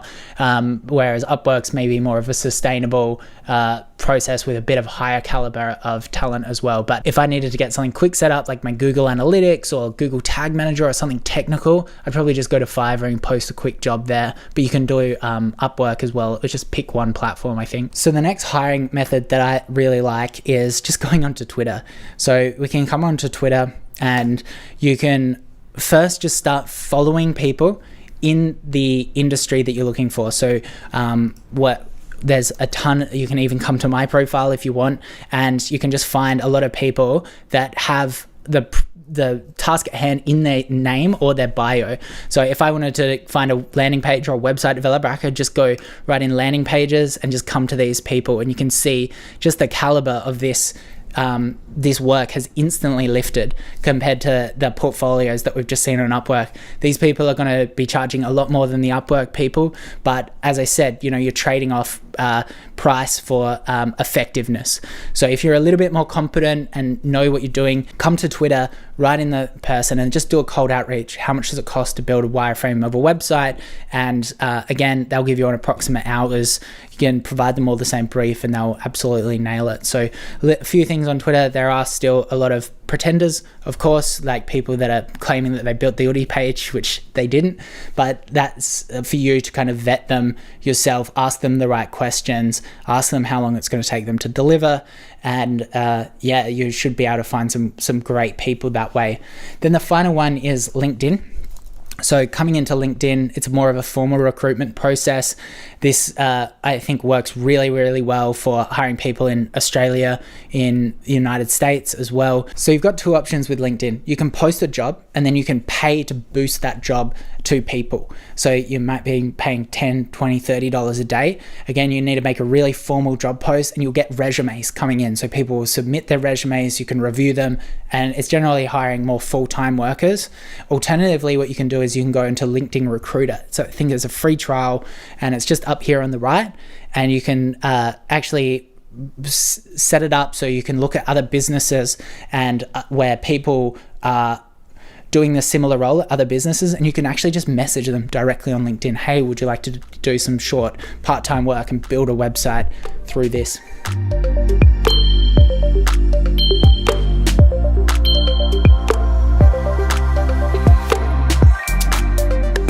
Another great way of getting traffic to your website is influencer marketing. It's a very common marketing strategy nowadays, and it has created amazing brands that you know today. Like Gymshark was one of the first pioneers in influencer marketing, and it's been, they still do a lot of it today. The main benefits of influencer marketing is there's no ad setup and there's no technical platform, but that's also one of its negatives in that it's not hyper scalable. To scale it, you need to have a lot of conversations with a lot of people. It is also relatively difficult to do. There's people think that it's free, but it's not. You're going to have to send a product at least. That's what we call a gifting campaign, which I'm going to get into in a second, but it does cost a little bit and you do need to put a bit of work into it as well. So while it seems simpler on paper, there are some drawbacks of it, but I'm going to show you the exact influencer strategy that I've used with all of my startups, and we work with thousands of influencers and we use a very similar method to this day. So our first step in influencer marketing is just going to Instagram. All we need to do is click search. What I suggest for you if you are just getting started is to do your Instagram influencer reach out from your page. You're trying to build like a personal relationship with these influencers. It will feel very commercial coming from your brand page when you DM them, and they're probably going to charge you higher rates or not even work with you. But if you can just show them that you're like a young up and coming founder and trying to make something, they might come to you with a better proposal. So for our pet brands, all we're going to do is, we have a few options here. We can go the pet owners, or we could just work with pets themselves. I think we probably want to go, find some pet owners. So we could just write in something like vet. We're just trying to find one profile that encompasses the demographic that we're looking for. And then all we need to do is just click follow. And then it'll drop down here and you'll get all of these recommended pages that you can go ahead and just start clicking through. So we've got Dr. Chris here. We've got all of these ones. Now these are probably too big. They're at over 100,000. So they are probably going to charge us or give us a pretty full-on kind of contract to work with them. If you're looking to do a gifted campaign, which is where you send them a product and you just expect them to kind of post for you, then you really do need someone much smaller, because these pages, their influence is quite great and it makes sense that they will charge people to post on their page. So if you're looking for pages around, depending on the price of your product, if you're selling $1,000 product, maybe you can get larger pages to promote your product for free. But if you're selling like a $50 product, really under 20,000 followers might work on a gifted relationship. There's also the possibility that you can reach out to these people, work with them once on a gifted relationship, and if they get sales, then you can work on a paid relationship and ongoing. I'm going to touch on that in a little bit. I'm bouncing around a bit, but so Dr. Chris Brown, like this is a better page size and it will be a really, really engaged audience. You can see when I highlight over the videos and photos, videos are a great way to measure engagement. You can see that he's getting a fair few. He's a celebrity, so he's going to charge a lot despite his page not being too big. Oh, sorry, this is a brand page, so that's why it's like that. I'm sure his personal page has got more, but that doesn't matter because we can actually still follow this and we can start seeing like some other pages as well and just trying to build this kind of map and find the perfect person. So here we've got this vet here. I can follow him, and then he's super relevant. So we've got relevance, meaning how close it is to the niche that we're selling in. And then we've got reach, which is how many people actually see their content. So reach is like engagement. And they're the two things that you've got to consider. Because if I got someone that was a bodybuilder to post a dog bed, the relevance is low, but their reach might be high, so they still might sell. Or so you've got to weigh this up into who to send to. So let's say I wanted to, it looks like he is a fitness trainer.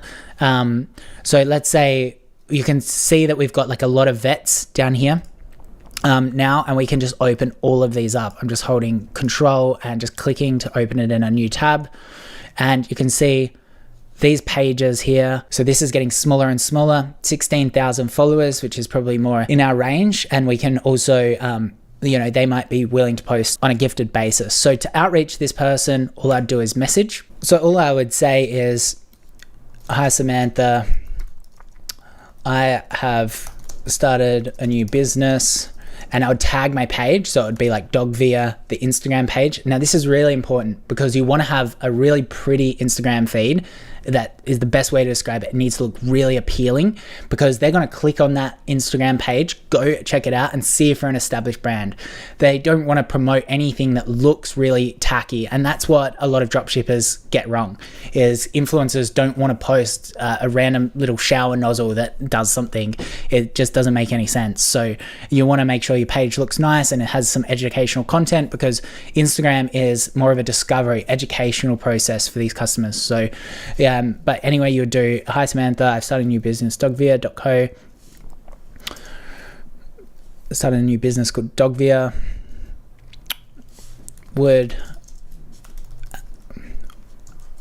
I would love to send you a dog bed. And that's all you're going to say. A really small message, just offering them to send them a dog bed and see what they come back with. Now, there's a few ways to go about this, and the industry right now is, does argue about it a lot. You can insist that they do a post before sending it to them, or just get them to agree on that. Alternatively, you can just send it to them. Now, you're typically going to have to do maybe 100 reach outs to people, and then maybe 20 of them are going to reply, and then you'll get like 10 people to post, and that's normal. My recommendation is, in the very early stages, if you've got very low budget and you've barely got any products, get them to at least agree, yeah, I'm happy to do a nice post for you. Then what happens once they've done that post, you send them the product, you give them a discount code as well, because they're going to put that discount code in that post, and then you're going to track the sales when a customer uses it on the Shopify store, so you can see how much traffic these people are actually bringing you. When you're only just starting out, you're actually going to know exactly when these people post, because there's not going to be a huge amount of traffic on your site, and there should be a little bump when you do it. So ideally, they would post a video, something that can go viral. So that's something you can consider when you're working with these influencers. Like, what's the quality of their content? Can I use that content to actually go into my Facebook ads later on?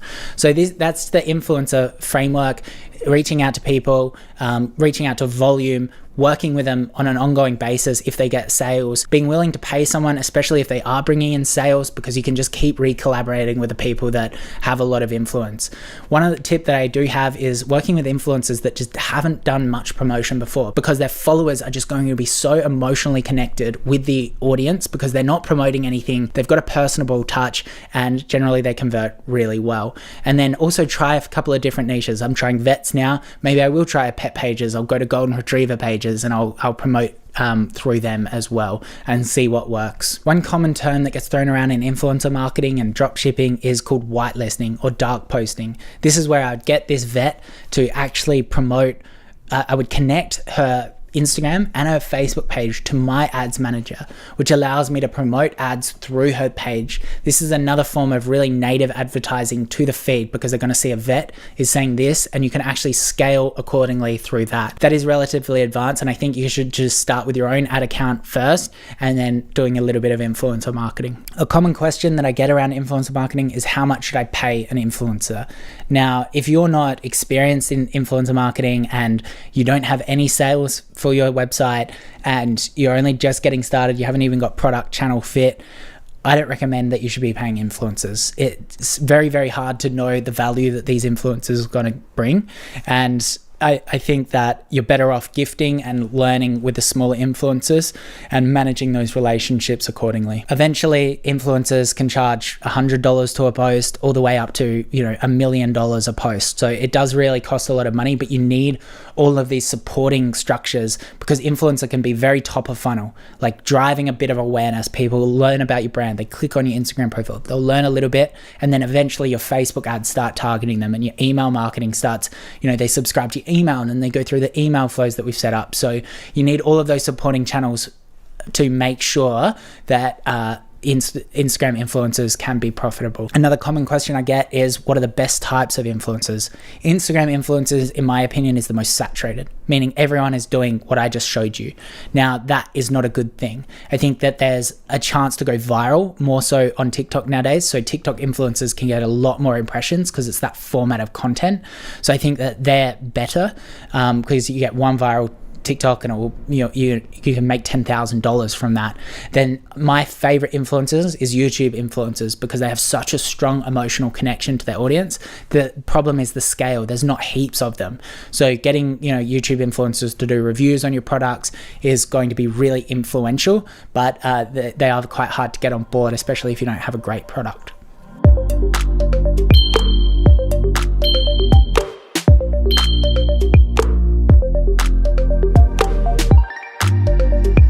Now, one other thing that I really wanted to expand everyone's mind to is that we don't only need to do digital marketing.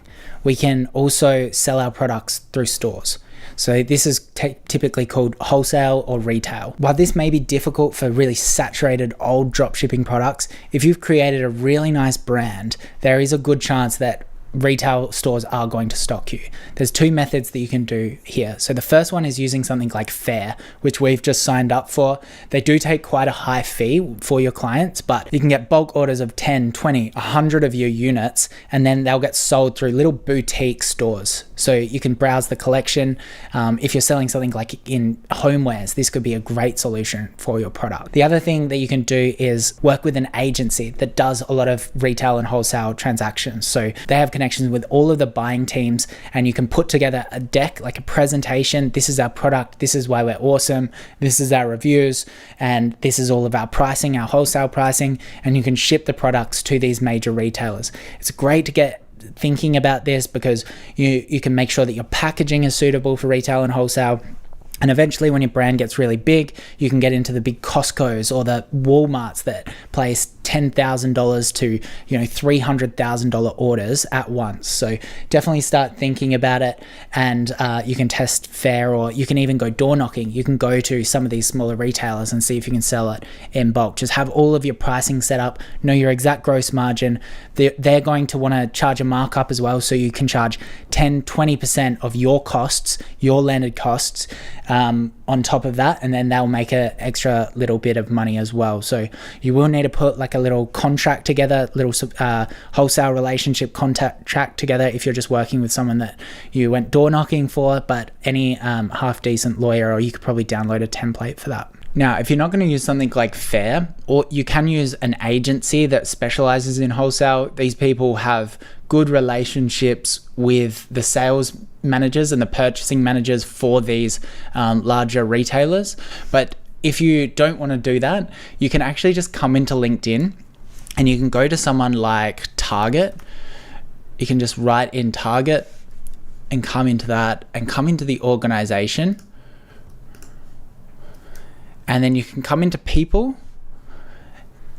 and then you can just basically come down here and find the people to contact them directly. So you've got the buyer at Target here. We might blur his name so nobody's spamming him, but you can reach out to them. Now, one disclaimer, this isn't a secret. Lots of people would be doing that. So it does really help if you've got an established agency that works with these people already that can sell you. You also need to create a really nice looking deck, like to sell the product, why they should stock you, why you're unique, your sales velocity, all of those kind of things. So this might just be a little bit advanced for you, but I do want you to get really excited about the potential of working with some major retailers. Now, a lot of people ask me, how has the Udi worked with, Disney, Warner Brothers, Nickelodeon, all of these major licenses? And it really was a matter of just coming to LinkedIn and going to someone like Disney and coming to the people and reaching out to them. And we were very lucky because we had such a great product and such a great sales velocity. They already kind of knew the brand and wanted to work with us. Come into here, come into people, and just write in licensing. And there should be a bunch of licensing managers. Now, they might be regional, so you need to find the Australian one or the US one, wherever you're going to sell the product. And yeah, you can just reach out to them and have your deck ready and try to sell your product.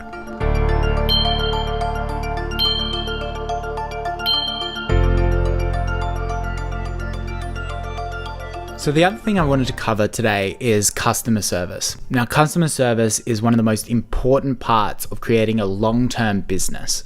A lot of people, when they first set up their store, they're going to have a lot of problems. New products sometimes come with problems. You oversell the product. Maybe there's lots of different things that you just didn't understand about the customers or how to communicate, shipping times. So it's understandable that there's going to be customer service inquiries initially. Your ability to make sure that those early customers have a good experience and you get good reviews on something like Trustpilot or productreview.com.au will allow you to get really good repeat customers coming back and telling their friends about it. You can then use things like Trustpilot and Product Review as marketing. So you can say, look how many great reviews we have on this platform. If you get lots of negative reviews, even on Facebook, so they send a customer survey after every purchase from Facebook, like if you're running Facebook ads, you purchase, then a few weeks later, the customer will get, did you enjoy the experience? If you get lots of bad reviews on that, then what will happen is Facebook can actually ban your account. And now these are one of the, this is some of the dark sides of dropshipping. You just need to make sure that there's a great customer experience. So how do we do that? First of all, we've got this forwarding email here. You can set up your own email if you want. You can switch your email hosting, all of those kind of things.